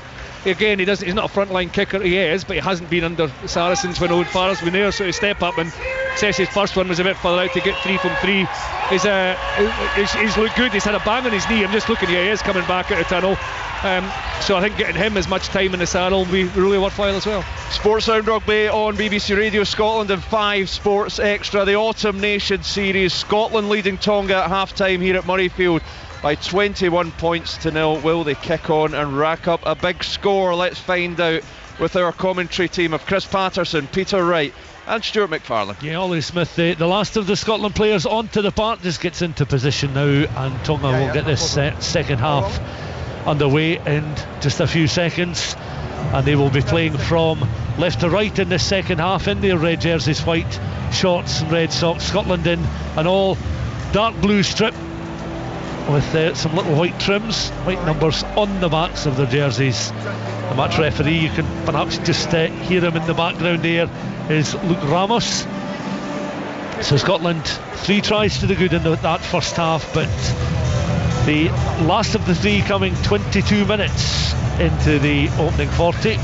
Jamie Ritchie, George Turner and Max Williamson on the score sheet. So 3 of Scotland's starting forwards all scoring tries and all converted by Fergus Burke, making his Murrayfield debut, his 3rd Scottish international cap. Here's the blast of the referee's whistle. Patrick Pellegrini then restarts the match. It's an excellent Scotland take, and ball is taken into contact then by Magnus Bradbury. So the platform is set just outside the 22. Ben White again down this left hand side, the near side. Plenty of fight again on the kick, which carries the halfway line, but taken nicely by Filimoni, the right winger. Cuts infield, is tackled between the 10 and 22. It's recycled the other side of the 10 metre line. Pellegrini with a touch towards the left hand side. Back it comes once more, and the giant figure of Tamani, the 39-year-old, off the bench towards the end of the first half for Tonga. Into contact, recycled again by the scrum half Takalua. Takalua has it once more, and again Tonga looking to bring this time Moala, the open side flanker, into play. Into contact, little touch there from the prop forward and skipper Tamifuna, who we mentioned, 6 foot tall, 23.5 stone, leading the team back onto the park for the start of the second half. Possession still with Tonga at the moment, as they look to again try and carry and pierce the Scotland defence, with Takalua, scrum half, feeding the ball back to Pellegrini. A rather weak kick from hand, and it was gathered there by Burke, and 4 Tongan players, now 5, scurry back into their own half, 4 inside their own 22. It works its way back then to Haveli, William Haveli, the 27-year-old Tongan fullback, his 18th international cap. He finds touch for the left-footed kick. Scotland throw in over on that far side. We've played just under 2 minutes of the second period. 21-0 to the home side. It's a good job Haveli found touch there, because ahead of him on halfway, I think there was 6 Tongan players just walking back, so they wouldn't have been able to get in that defensive line if Scotland could counter-attack. So it's a good kick from Haveli to get off the field and into the stand. Throw in then for Turner and for Scotland. Excellent take, huge take there from Alex Samuel, soaring in the sky to gather the ball. Scotland now close to their own 10 metre line. 2 below 2. Smith again, ball though dislodged, goes loose. A little bit untidy with the knock on. So not a crisp passage of play there from a Scottish point of view. Yeah, it was a little bit, I think, miscommunication. I think Jordan was coming on, it seemed like a dummy run, didn't it? Because he didn't have his hands up or anything waiting for the ball, and then Ollie Smith gave the pass anyway. Yeah, it looked like it. Sorry. No, I was just going to say Ollie Smith. No, I think I'm not sure about all. I think he's got a lot of talent, but I think one of his weaknesses is distribution. He's got good running skills. He does make decent breaks at times. It's just that last bit of his game when he offloads, linking with other players. I think he just needs to get a wee bit better at that. It's probably in majority of his rugby as a fullback, and now he's played 13, and that's that distribution, but he's maybe not quite used to quite as much. It'll come. I actually think that the delivery for the line out, I think Zach Samuel, the ball went to the deck, and Ben White had to pick up, and then I think off the back of that, it probably what they had planned maybe it wasn't what they went through with, and manifested itself with just getting too flat on the outside edge. The put in then for Sanate Takalua. Then the Tongan scrum half then works his way around to the feet of Luta Inisi, and Tonga then scamper into their running. Floated pass out, 2 on the left hand side, little grubber kick through this time from the fullback, and the ball just works its way into touch there. So William Haveli using the grubber kick to force Scotland back into their own 22, trundled out into touch over on that east stand side, with Tapa Ilualua giving chase, but too far in front of the Tongan winger. Scotland this time of the line out inside their own 22, so a relatively quiet opening now. 4 minutes of the second period. Scotland 3 converted tries to the good, 21-0 in front. George Turner then with the throw in, gathered this time by Max Williamson in the line. Works its way back, and ball carriers taking it into contact before Ben White positions himself for another box kick, again on the angle, and that finds touch pretty much plumb on the 10 metre line in front of the east stand. Pretty disciplined exit, wasn't a good line, a good carry from Magnus Bradbury, who's looked robust and tough all afternoon actually, then a big number 8, and then just the composure in the class. So Ben White to get the kick up over the 10 metre line towards the halfway line off the field, and then Scotland will try and bring some line speed here and force a turnover from a Tongan line out. 2 metre please. So Miley's line out comes back on the Tongan side. In the inside centre then Solomone Katu tried to work a position away from Scotland trouble. Jamie Ritchie going in just to disrupt the flow and the momentum there, as Timani, one of the Tongan replacements, takes the ball on. It just bypassed Fissioi, loose head propped. He goes in for a second time of asking, but his scrum half mopping up behind him, Takalua.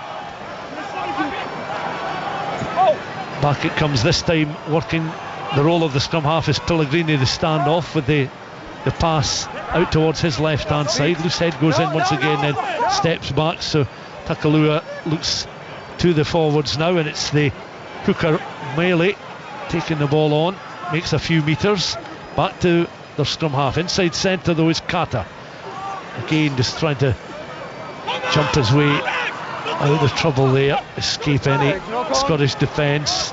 Ball was knocked on, comes back on the Scotland side. Now suddenly an opportunity here, and the ball kicked by Ben White come crashing off Tongan hands. Back it comes then through, and a little chip kick ahead there with Ben White gathering that chip, but Tapu Alualua was in the right place just to set up a potential Tongan attack there. He gave a penalty to Scotland. 7. But again, you know, they knock on, the advantage is charged, the kick's charged down, he calls the advantage over, the kick charged down, that's not an advantage over. That's no advantage for the knock on. Now you run the risk as soon as you kick, like referees just say it, isn't it, on a scrum advantage, but I get it. Yeah, it wasn't really much of an advantage.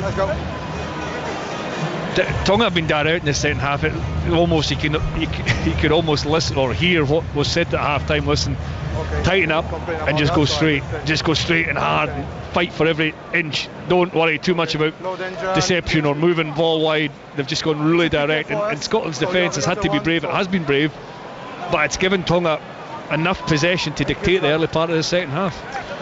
And Tonga's Australian born standoff Patrick Pellegrini is 16th cap this afternoon. He kicks from hand downfield, the ball lands inside the Scotland 22, so across on that east stand side. Meanwhile, Scotland changing their front row, so Ewan Ashman, Nathan Macbeth and Will Hurd all come on, so that's 7 minutes into the second half. 32nd cap for Ashman, a 5th for Macbeth and a 10th for Hurd. Yeah, that's very much tactical, isn't it? They've decided beforehand that they're going to change the whole front row. I think Turner was coming off anyway, they get a bit of a bump on the head, but the other two, I think they've obviously decided that before the game. I think they're going to switch them because there's no way that Xander Ferguson needs to be taken off at the moment. He's still, even in that first 7 minutes of the second half, still putting the tackles in, doing the hard work. So from the line, well, Poliniati did well in the line-up for Tonga, but Scotland now having one possession back, having lost it again. The referee though with the whistle penalising Tonga. It's a line break. Of course it is. The winger's away. It's got to be a yellow card. You're fine with Of course there's going to be if he gets that ball to the winger, Duhan van der Merwe's away. Yeah, there's a bit of cover there, but it still would have been a line break. Well, play now back with Scotland, and back to look to clear from hand from inside the 22. But decent distance in that kick, takes it down between the 22 and the 10 metre line with the Scotland throw. So this is yellow card. Is he coming back? Oh yeah, his arm's quite outstretched, isn't it?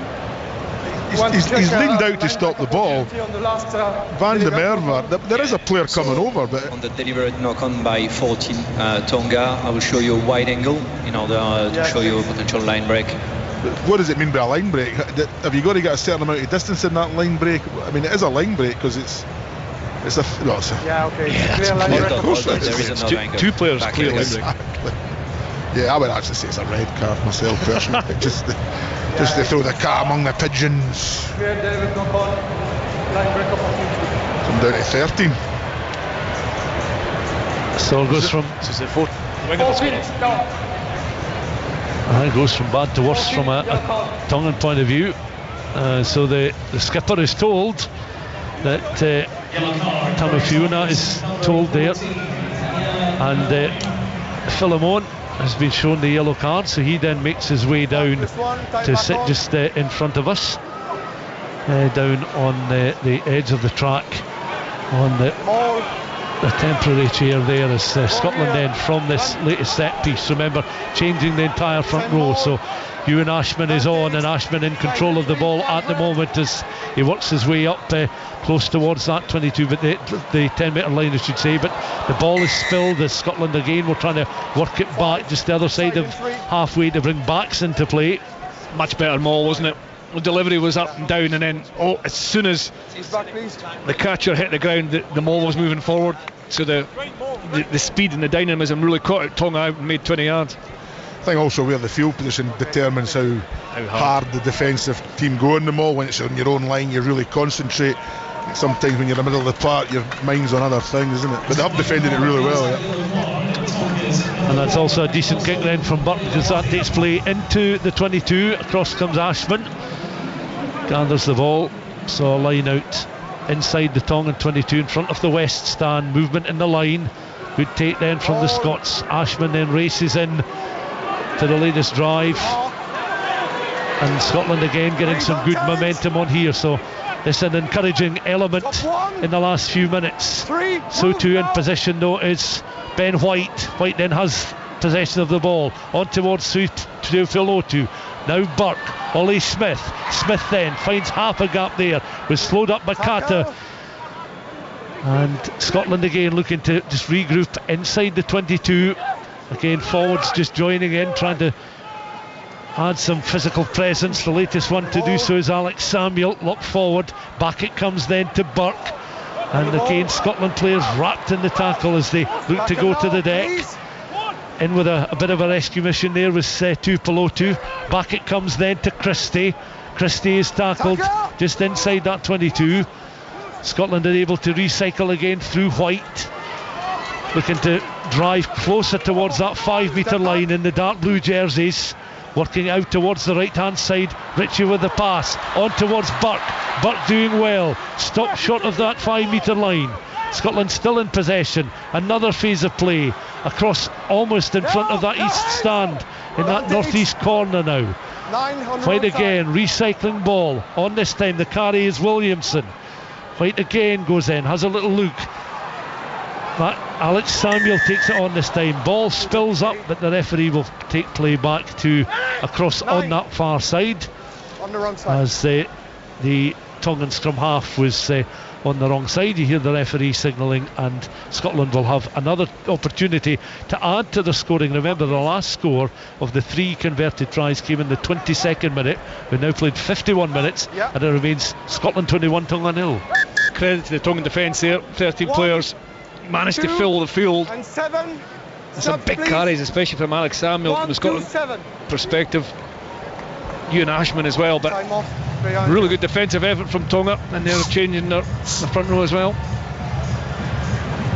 You know, they've defended them all pretty well, Tonga, all games, but in the 22.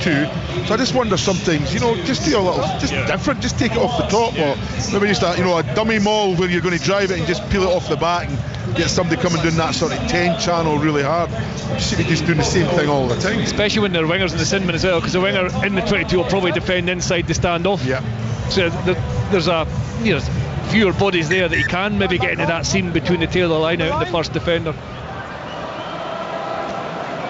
Ashman with the throw in this time for the Scots in front of that east stand, taken by Samuel. Platform is set for the Scots then between the 5 and closer to that 15 channel. They get some momentum going. They're playing towards the north stand from right to left in the second half, looking to try and peel away, looking for some extra bodies to get involved, perhaps open up this Tongan defence, but again they remain resolute, Tonga. So from practically their own goal line now, just a mass of players in blue and red. Tonga have turned it over. They've managed to secure possession and just get a couple of metres away from their own try line just now. Back it comes again, and taken back as far as Pellegrini, and he clears downfield, and again an excellent kick, good distance on that, because it takes it closer to the 10 and the 22 over in the far side. And it came from deep inside his in goal, so you know he's got 5 metres to get into the field of play, and he's managed to put it up towards the 10 metre line. I agree that the maul defence from Tonga again is outstanding there. I actually thought they were going to force a turnover from being held up, but somehow Scotland managed to get somebody to lunge towards the line and then we turned over a couple of phases later. But it's not asking Tonga too many questions defensively though, is it? As you say, Chris, if you go full line out, you're then one back down, so you've got a mismatch straight away in the backs.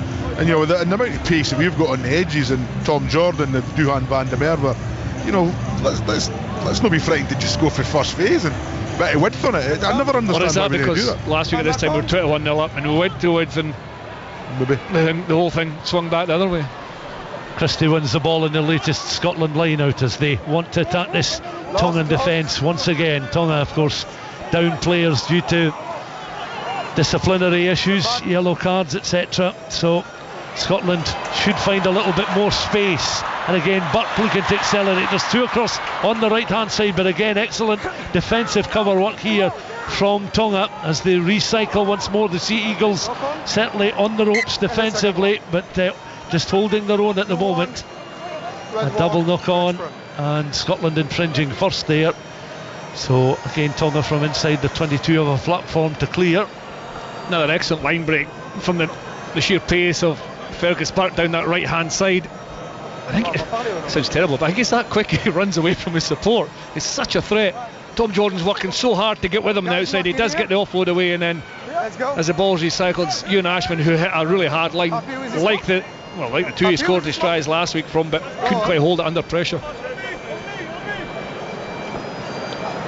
Set piece then inside the 22 again, close towards the east stand, so those spectators in the seats in the front of the east stand, particularly in the Tongan half in the second half, getting plenty of close-up action. Tonga with the put in at the set piece.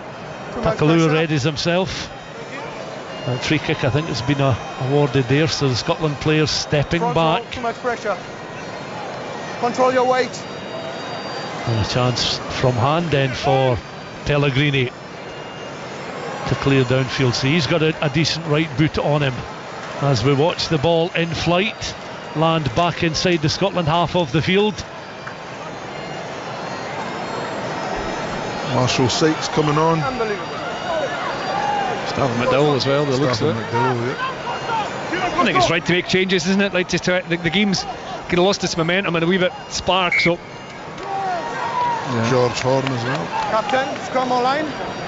Scotland with it. The throw wasn't straight, so Tonga are going to take the scrum just on the halfway at the far side, and I think that'll give time for Scotland to get the changes on. Yeah, that's 6 of the 8 then on the bench. Of course it was a 5-3 split for this weekend's fixture, so on they come. Those in front of us applauding the players both coming on and those leaving the field of play. So some pressured legs on. 55 minutes now gone. Scotland 21, Tonga 0. Those try scorers again: Jamie Ritchie in 10 minutes, George Turner on his 50th international cap scoring in 14 minutes, Max Williamson adding a third in the 22nd minute, and all three converted by Fergus Burke, making his first appearance at Murrayfield for the full international side, his third international cap today. So with these fresh players on, they put in now Takalua feeding the ball in to the scrum. Referee watches on.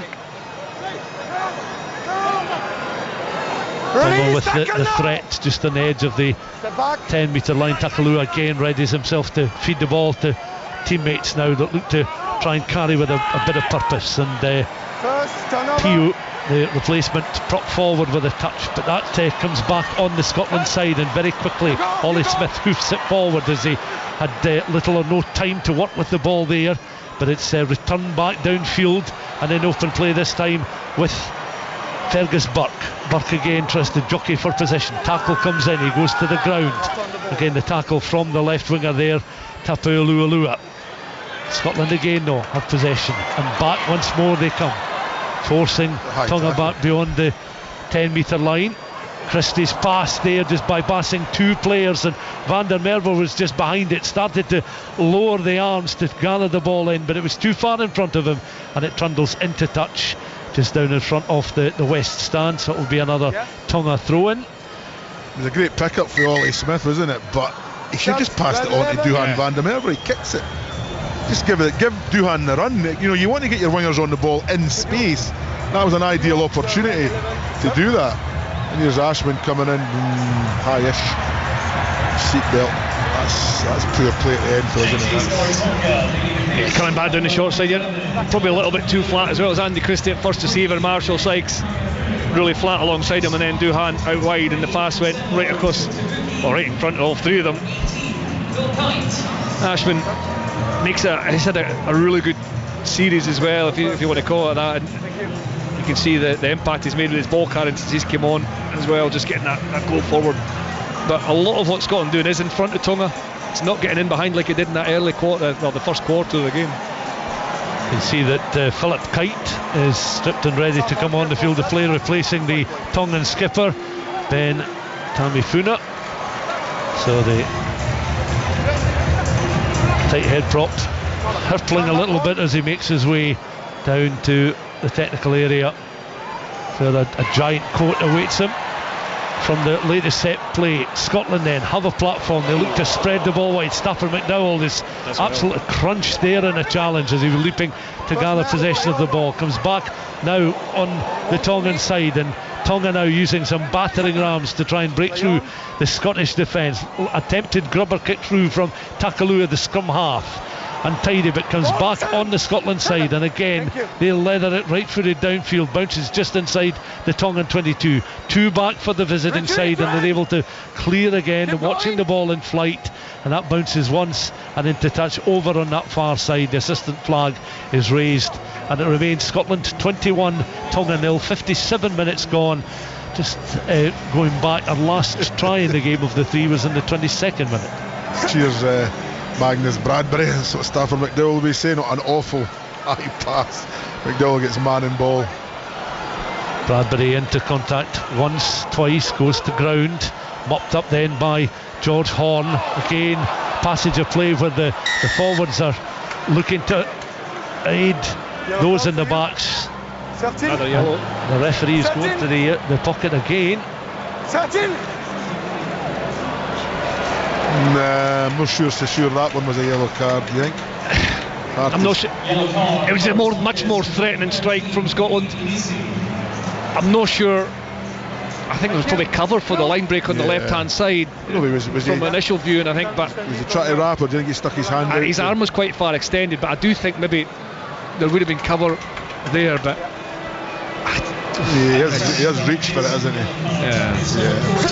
You got the sense that Scotland had quick ball, that loaded one or two phases on top of each other. A quick ball, there was space to attack there, so that's you know what, you gently knock the ball on, yellow card, but take something out of your shoulder. Play on, just crack on with it, guys.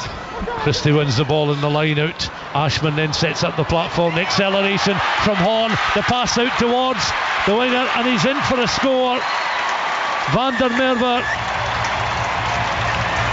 There's the cheer in the background from the crowd. They've waited from the 22nd minute for Scotland to add to the score tally.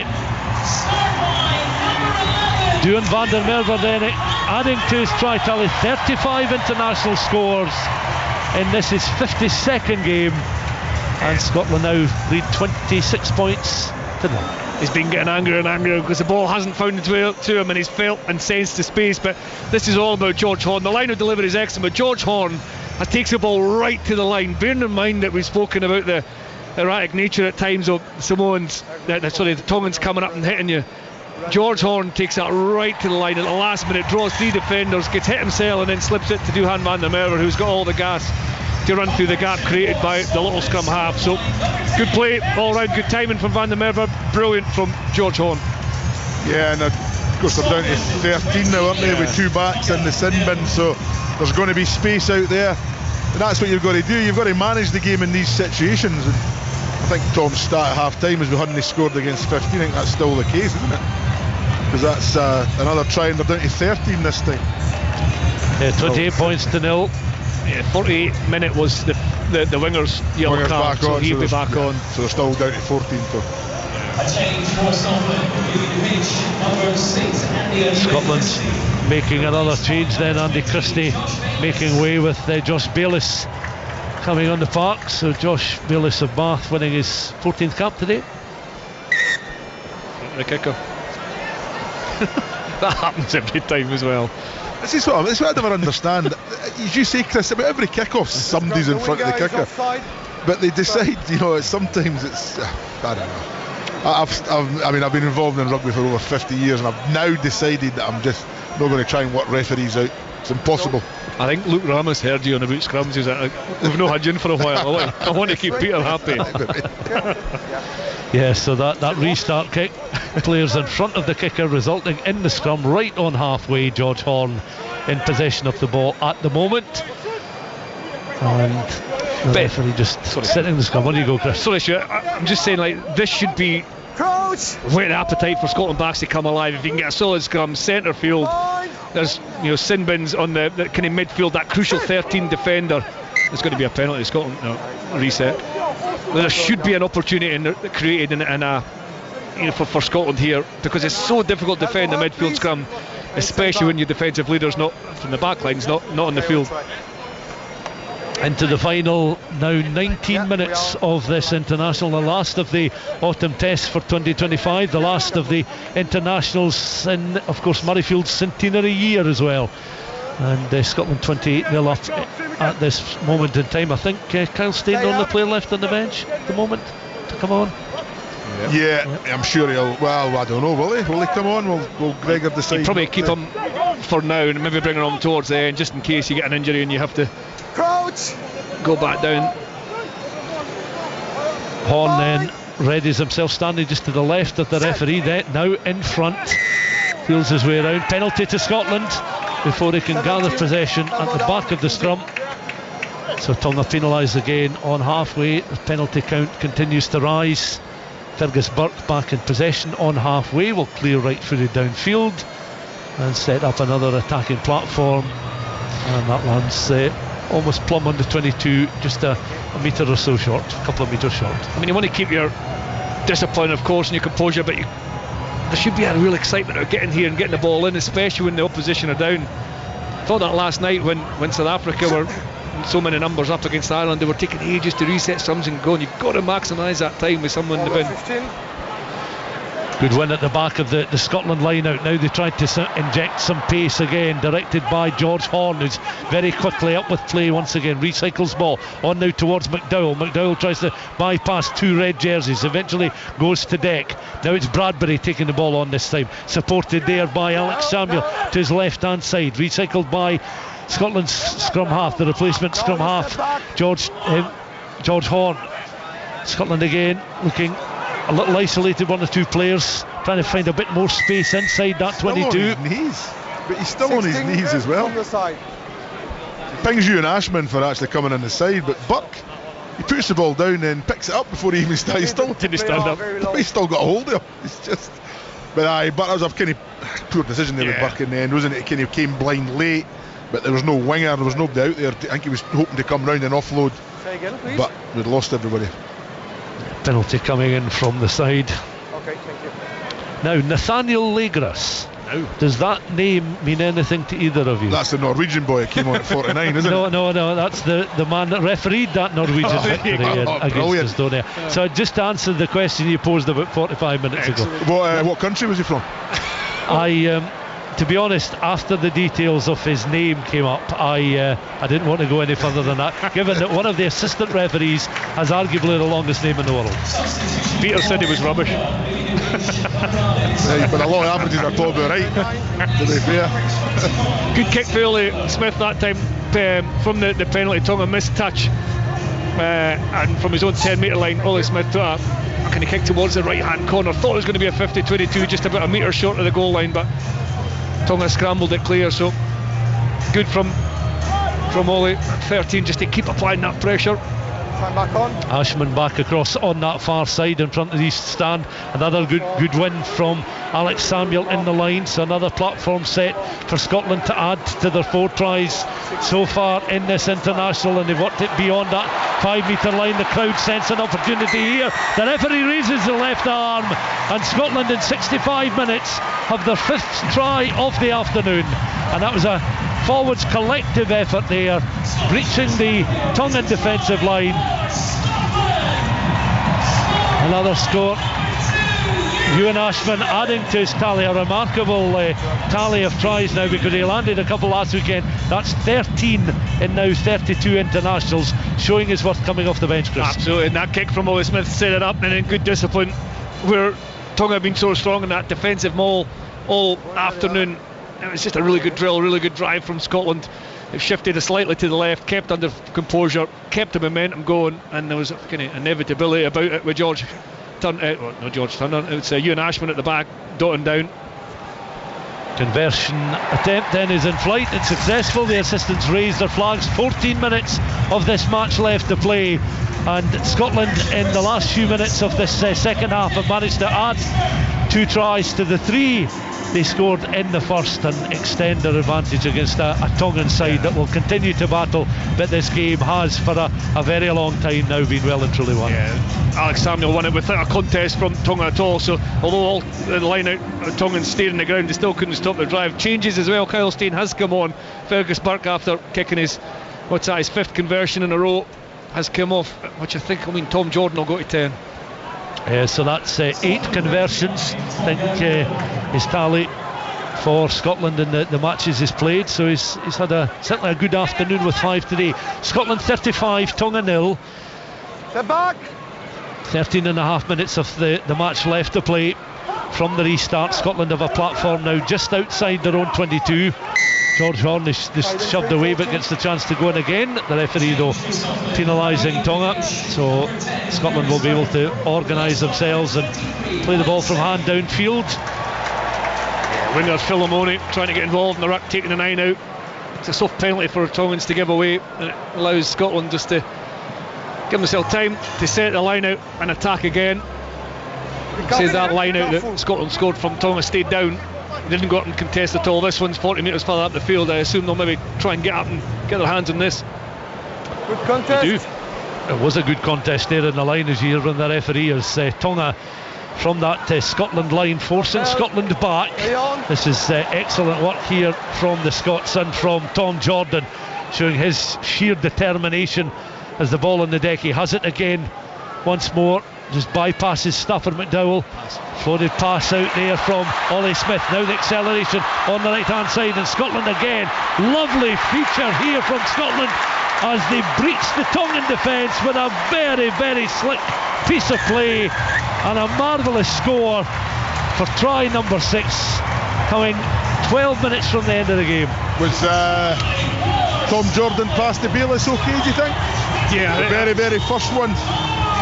I think because he was kind of stumbling forward, he was off the deck, probably got away with it again. But Ollie Smith pass over the top from wide on the left hand side. Ollie Smith then floated it. Actually, Tom Jordan started it with finding the ball, getting up, having a fight, making meters he should never have made, then kept the ball alive. He then resets, gets the first receiver, feeds Ollie Smith, and Ollie Smith's 20 metre pass right in front of Kyle Steyn, who's just off the bench, flying up the right hand side. Kyle Rowan supporting George Horn. That for 60,000 to come on a Sunday, that's what they're expecting to see, and it's an excellent try from Scotland. That was a great pass for Ollie Smith off the left hand as well. I mean, I don't know, it might be left-handed, that might be his natural it was left-footed anyway. Yeah, that was a brilliant pass, and that's the one thing I'd criticise him for, is that his distribution isn't always great, but I'll tell you what, it was brilliant then.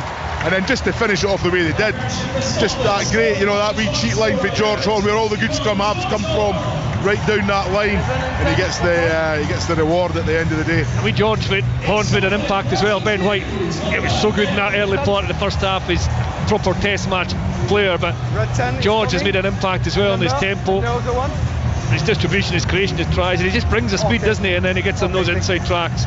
Good play actually when you see it again in replay. It's the organisation and the ambition to play from Scotland. Good try. George Horn then adding a further 7 points because he got the conversion as well there, so that's now George Horn has moved on to 60 international points, today's 40th cap. Of course, many of them 33 now I think have resulted as Horn coming off the bench. And from the restart then, Scotland looking to set up a platform again. Kyle Rowe this time accelerating out of the 22. Another Scotland player goes crashing to the deck on the 22. He'll require a bit of treatment here. Is that Ollie Smith that's down? Yeah, it's just trying to give that take and give in one motion. It was a really brilliant ability to get away under pressure, but just fell at the feet of Kyle Steyn. It was a forward pass actually rather than a knock on. I think it's Ollie Smith who's scrum. Time off, please. It's winded, I suppose. With the TMO, we're looking at it in the background just to make sure it was all legal and above board. But that, you know, you're always going to get, and that, you didn't mind it so much that one because you're obviously you've got the ball in your hand. It's a committed. I think it was a committed tackle. I think it was pretty legal. But that's part and parcel of the game, and players know that. Yep. It's just the sort of cheap shot ones that you've got to kind of worry about. Well, Kyle Steyn's gone on the right wing. Kyle Rowe's moved to fullback with Tom Jordan going to 10. So there are a lot of changes as well in there. But Ollie Smith is one of the constants that consistent players have been in that position along with Doohan. Yeah, what I like about Tom Jordan at 10 is that he's a bit like Finn Russell. He'll try and play flat. He'll try and play with energy, and he's got the physicality. If he doesn't do anything or doesn't get the ball away, he's got that physicality. He can break a tackle. Win the contact. Whereas Buck tries to do that, but he hasn't got that. Buck's got the pace. He hasn't got that same physicality. Tonga then waiting to feed the ball into this latest scrummage, and their replacement scrum half. I see Halo readies himself to feed the ball in. So the Scotland players are sort of packing down here pretty much on their own 22. Tonga playing from left to right in what remains of this second half. Hilo then readies himself. Well, he looked at the referee. The penalty was given against Tonga, so Scotland have an opportunity once more from the edge of the 22. Glance at the clock. We've played just a little over 71 minutes now, so 8 and a bit minutes of this match left to play. Yeah, that's two scrums where the Tongan loose head's been penalised for collapsing the scrum, pulling it down. He must be under a bit of pressure if he's doing that. I remember last year Will Hurd came on and made an impact and made a dent. It's good to see him. Kenny Crusander was so impressive in that early part of the game, wasn't it? Good to see him coming on and doing well. I think Hurd got injured, didn't he? He was in the original sort of autumn squad and then picked up an injury, so had to leave the squad, but he's back. Yeah, he's decent enough scrummager. Again, a Scotland line-out presents an opportunity, and Kyle Steyn now trying to find a gap. Takes a couple of Tongan players with him as he crashes over that 10-metre line. Recycled again by George Horn. Then the joint lock forwards carry it just beyond the 10-metre line. Once again taken on by Stafford McDowell. 6'4" tall, and eventually is toppled to the ground as the Scots again looking to try and find a little bit of an opening in that still fairly tightly knit Tongan defence, spread across their own 10-metre line just now. Relatively quiet around Murrayfield, the spectators watching on with just over 7 minutes of the international left to play. Scotland leading by 42 points to 0. And again they look to Stafford McDowell on that right hand side. He goes to ground. Bit of movement for George Horn back in field. Tackles coming in the Tongan colours. On an opportunity here for Jamie Ritchie. Ritchie then tries to go alone, but offloads this time once again to George Horn, who peeled round Ritchie's right hand side, and Ritchie presenting Horn with a little pop pass, and that's a second try for Horn in the space of 5 minutes, and that's a further 5 points. He's now 65 international points, and he'll be enjoying this Sunday afternoon in front of a 60,000 crowd at Murrayfield. Brilliant score, really good. Tongans are tired, obviously they're tired with the amount of tackles they've had to make, but Scotland had to work really hard. Marshall Sykes carrying, Josh Bayliss making yards, and they kept the composure, but with a whole new tempo that we saw compared to that middle third of the game. And Jamie Ritchie, he's had it between his teeth today as well. He's definitely got something to prove. Been outstanding. And he's been brilliant, and he slices through, and then having the composure and awareness at full pace to know that George had changed his angle inside him. I think him and Alex Samuel have really good. Put their hat in the ring for Six Nations. I think Alex Samuel's been absolutely superb.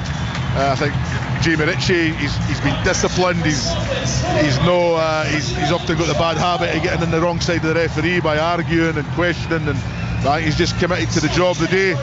Great skills, great line, great skill set to obviously to find George Horne, who's, you always know George Horne, or you always know the scrum halves are going to be there, don't you? They're just, that's the way Scotland play. They have that cheat line, and they're always going to be on the shoulder.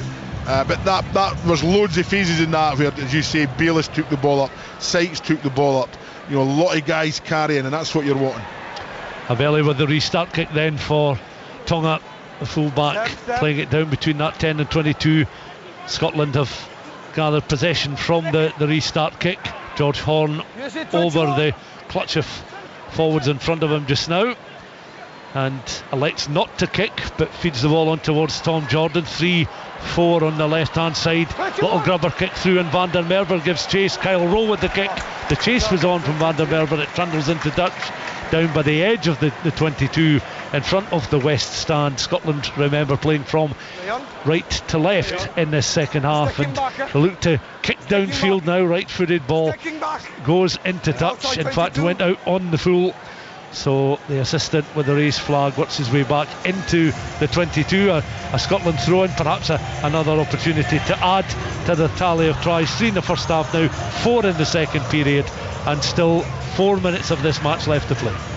Really nice bit of play again from George Horne, faking almost the box kicking, and as the open side defenders of Tongan dropped to try and cover that, they got the call probably from Tom Jordan to play, and Kyle Rowe put the kick on the other side of the field.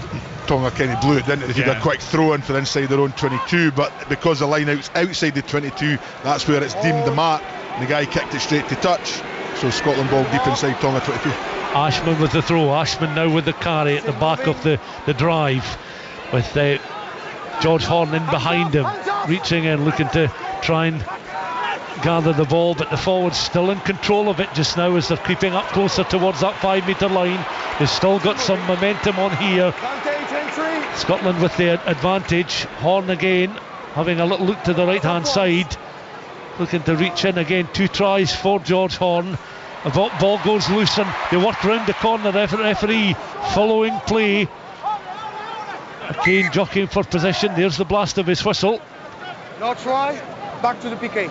So Scotland again very close to scoring another before the end of this one. 49-0 remains the scoreline. 3 minutes of the match left to play. Often think when you get a penalty in that situation, get it away from the breakdown, have a go, because you've got the penalty, you come back, just get it away, and it gives you that opportunity to, you know, a free play almost, don't you? I think the difficult that one is it was still creeping forward a wee bit, and it almost looks as will we make this or will we not make it, and he got a wee bit indecisive.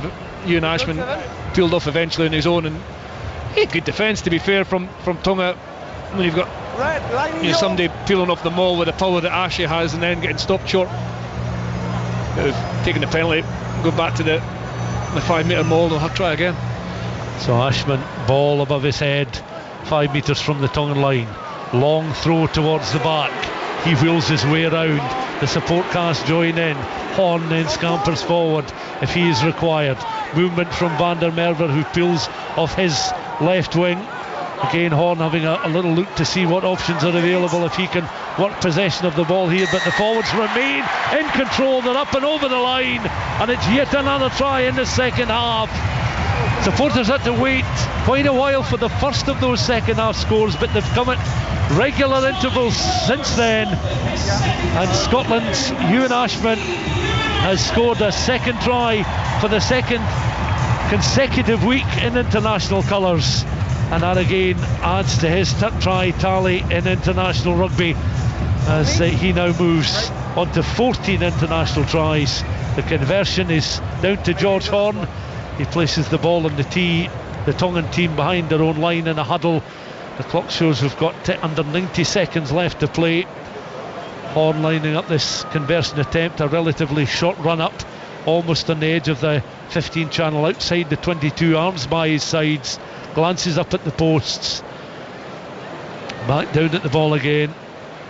A little bit of movement with the feet, comes forward, spinning around, and another successful kick. So Scotland over the 50-point mark. And again, Alex Samuels, I think he must have won just about every single line that Scotland have done. I think he must be calling it to himself all the time. But he's winning it, and winning it really well, and he's doing well. And finally Scotland got that discipline at the Maul, didn't they? Carrying well, tackling well, and he's a big enough body to make a dent into such a powerful defence as well. Knock on for the kick-off from Scotland. It was a good kick-off actually again from Tonga. It went over the... I'm not sure if it was Alex Samuel who was lifted in the air, just went over his fingers, and then I think it was it Kyle Steenen behind it, couldn't quite take it. Yeah, I think it was Marshall Sykes, because I think Alex Samuels on this side. Yeah, I think it came. I don't think Kyle Steenen was expected to come over the pod. The pod missed it. I mean, I think he got caught by surprise and knocked on. I think the referee's saying this will be the last play as well, unless there's a penalty, of course. Yeah, the clock is now in the red. Good Vine, elbow hip. Many spectators waiting to the end. One or two heading for the exits now, looking for a quicker getaway. Another set piece, another Tongan put in for Halo, who works his way around to the back of the scrum. And that's some intricate play on the edge of the 22 from the Seagulls. The Tongan side is Halo once again looks to bypass a couple of the replacement forwards in the latest Tongan carry. Tackle is made there by Kyle Steyn, or at least is able to slow up the Tongan threat. And Halo again just looking for movement in that line there. Tamani this time, one of the earliest replacements on the part of the 39-year-old. And that latest throw bypassed Philip Kite there in Tongan colours. The referee there's the three blasts of the whistle and the raised arm, and those in the front portion of the West Stand then rise to applaud the efforts of both sets of players. Scotland this afternoon though landing 8 tries and 8 conversions. Richie, Turner and Williamson in the first half. Van der Merwe 2 from Horn, 2 from Ashman in the second, and the conversions, the initial conversions kicked by Fergus Burke, the 3 at the end converted by George Horn, 2 of his own and 1 for Ewan Ashman. So Scotland end a very indifferent autumn test series with a victory over Tonga by 56 points to 0, and we'll get reaction from Andy and from the guys in just a moment. Scotland in the Autumn Nations Series. Sports Sound Rugby. It's over the line and he gets it down for a Scotland try. From BBC Radio Scotland. Join me, Laura McKeever. And me, Martin Geisler, for our brand new breakfast news show. Radio Scotland Breakfast. We'll bring you the stories that matter from across Scotland, the UK and around the world. We'll ask the tough questions and get answers from the people in power. Plus sport, entertainment, weather and great conversation to start your day. Join Martin Geisler and Laura McKeever for Radio Scotland Breakfast. Starts Monday from 6 a.m. on BBC Radio Scotland and Sounds.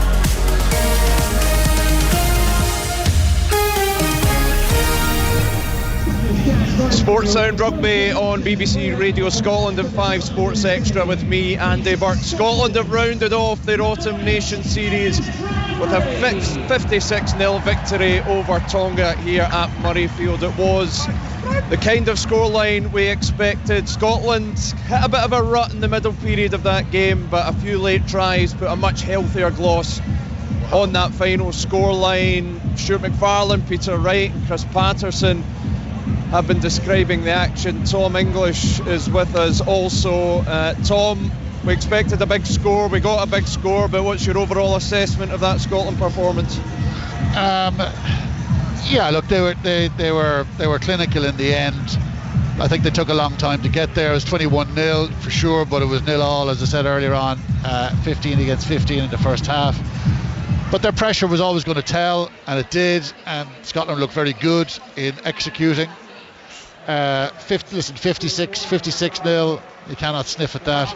I actually said on the radio on Friday, no one's going to believe me, that it was going to be 55-0 That didn't happen. You got it wrong then. So it just shows you what a genius I am.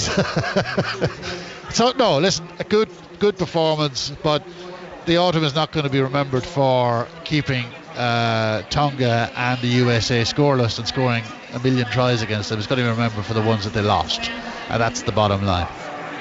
Yeah, Chris Patterson, I think it was always going to be difficult to erase the memories of Argentina last week and the All Blacks the week before, but as Tom says, 56-0, you can't sniff at that sort of scoreline. Test match rugby's hard, it's brutal, you have to be on point. Some quality individuals on both sides, and I thought Scotland managed it really well, even when the pressure came on, just towards the kind of, not the pressure, but the sense of expectation maybe changed a little bit after going 21-0 up so soon. And then there was a long period before Scotland got the scoreboard ticking over again. But I thought the work they did in that period laid the platform for the sparkle to come later on. Solid defensively, just kept fighting to get yards. The bench made an impact. Definitely brought a tempo. Is exactly what you want to see from them. They fought the temptation to get too ambitious and I think maybe react to the pressure that they hadn't scored for a little bit, because you are up against a Tongan side that defended pretty well for long periods of that, especially the maul defence, especially some of the kind of erratic defence from line break, and Scotland had to fight hard for it. I think it's really good for the 60,000 to come and see the tries that were scored late on as well. That is a result of the hard work and the accuracy and the defence early on, and the tries scored were excellent. George Horn with a couple that were really end to end. So on the whole, I think 56 points with 14 changes is a good way to wrap up the series. Yeah, Peter, and Scotland did finish strongly, which you kind of always thought was going to be the case. The bench came on, George Horn made a great impact. There was that long spell, 36 minutes I think it was, between the third and the fourth try, where Scotland did lose their way a little bit. What were you thinking in that period, and how much was that Scotland losing their way, how much was that Tonga disrupting their rhythm by fair means or foul? Against a team like Tonga, it didn't concern me too much, because I certainly thought our fitness, I thought our bench would impact the game. I thought the fitness and they held their shape really well. But it is worrying that we go through long periods where we don't score, we concede, we struggle to be dominant in the game, and I think that stat, I think it was during the week it came out from Kevin Miller, was it? Yeah. The last 5 games against sort of top 8 seeds, we've conceded about 8,000 points and it was 85 points and scored 6 or something. It's a recurring theme.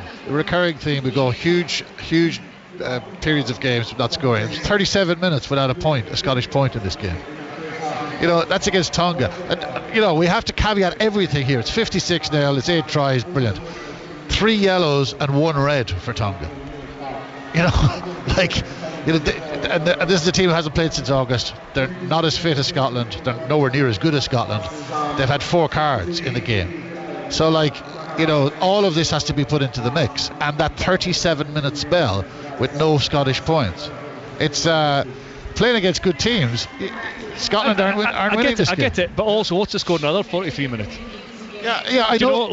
Games at the top end, and Tonga aren't at the top end of international rugby, but they've got top end players littered within their squad that can have impacts at times. And I think Scotland actually did well not to panic when they went 37 minutes without scoring, and I think the proof of that is how clinical they were thereafter. Well, why would they panic? I mean, they're 21-0 up. 21-0 up last week. Yeah, but against Tonga, who are losing players left, right, and centre. Shipping. I was saying right. Me, Peter. Shipping. Lucky Peter, right. And it's not so much today, Chris. Right? It's this trend that they have in games where they don't score for long periods of time, and it's cost them. It's like it's cost. Didn't cost them today. It was never likely to cost them today, but it's happened again. And if this continues to happen, they're not going to win the games that they need to win, in my view. Yep. Yeah. Agree. Well, talk to us about some of the positives today, Chris, in terms of individual performances that stood out for you. Yeah, I thought, like we mentioned, Alex Samuel and Jamie Ritchie, I thought was outstanding. I thought he was really had a bit between his teeth. Had played a minute. Alex Samuel was totemic in the line out, carried well, really did a lot of hard work. Xander Fagerson having so long off, coming back and playing like he did with so assured. Tom Jordan had elements. I mean, there's a lot of good individual performances. You're looking for something from the bench. We've mentioned George Horn on a couple of occasions as well.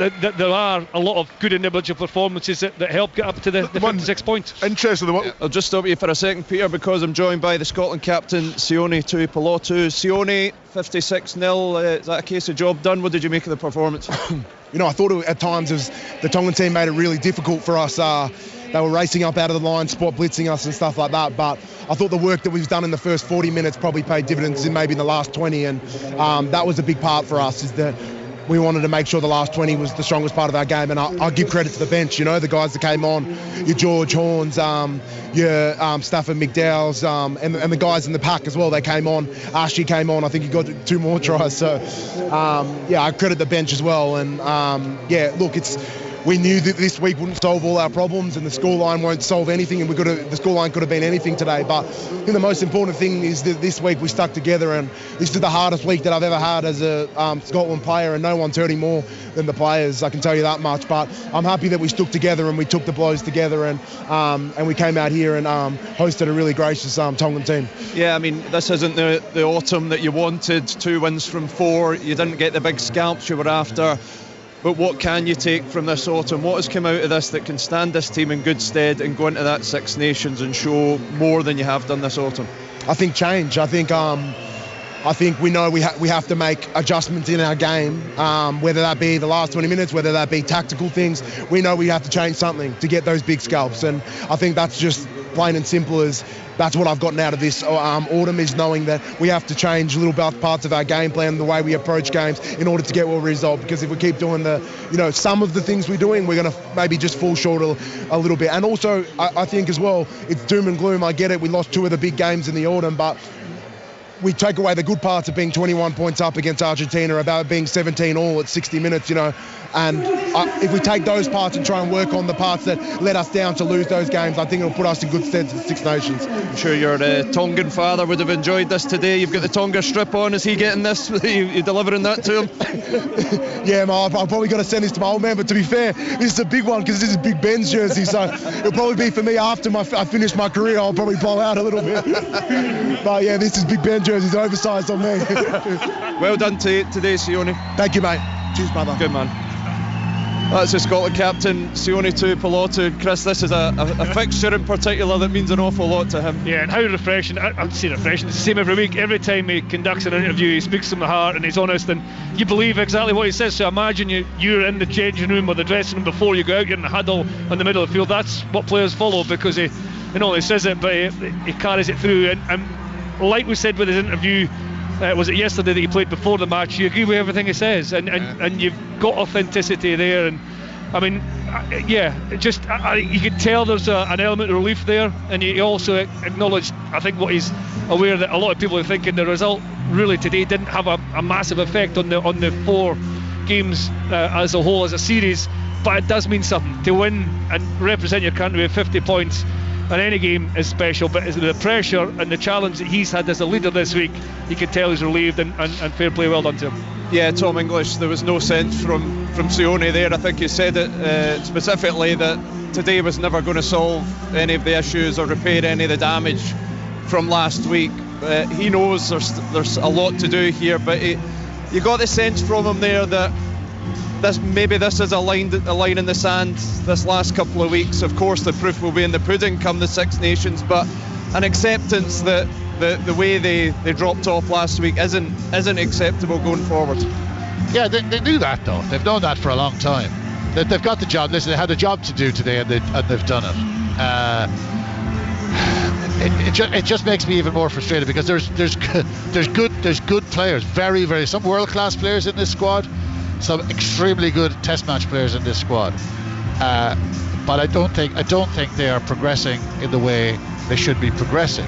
There's still too many weaknesses in their game, there's too many drop-offs in games. There's some brilliant characters, and Sione Tuipulotu is one of them. He's probably the major one. He's an outstanding rugby player, he's an outstanding leader.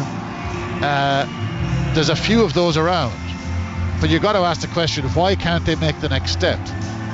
Now I know they're playing very good teams, they're playing teams that are better than them, but they're putting themselves in position. It's not like they're incapable of living with these teams. We know they're capable of living with these teams. They've gone 21-0 up against Argentina. So we know that they can do it. They put themselves in a winning position there, and they fail to execute. That is the big step, and it's the hardest step, because it's the kind of last step for them to become contenders. I'm not saying any of this is easy. It's not. It's brutally hard. That's the step they need to make. Yeah, it certainly is. Well, we'll hear from Gregor Townsend shortly. He's just speaking to our TV colleagues. But Peter, what does Scotland need to do now? Obviously there's a World Cup draw coming up as well in a couple of weeks, plenty to look forward to, but between now and Six Nations, to steel themselves and put themselves in a position that they can come out of that a bit more positive than they're coming out of this Autumn Nation series. Yeah, I mean, as they said this week, they've had so many meetings, individual team meetings. I think that's a big part of what they need to do building up to the Six Nations. They need to get into a room, convince themselves that they can beat France, Ireland. Obviously those are the two real big ones. Italy will be an easy game. You know, you would say Wales will be your banker the way they're playing at the moment, but even they'll have a result at some point.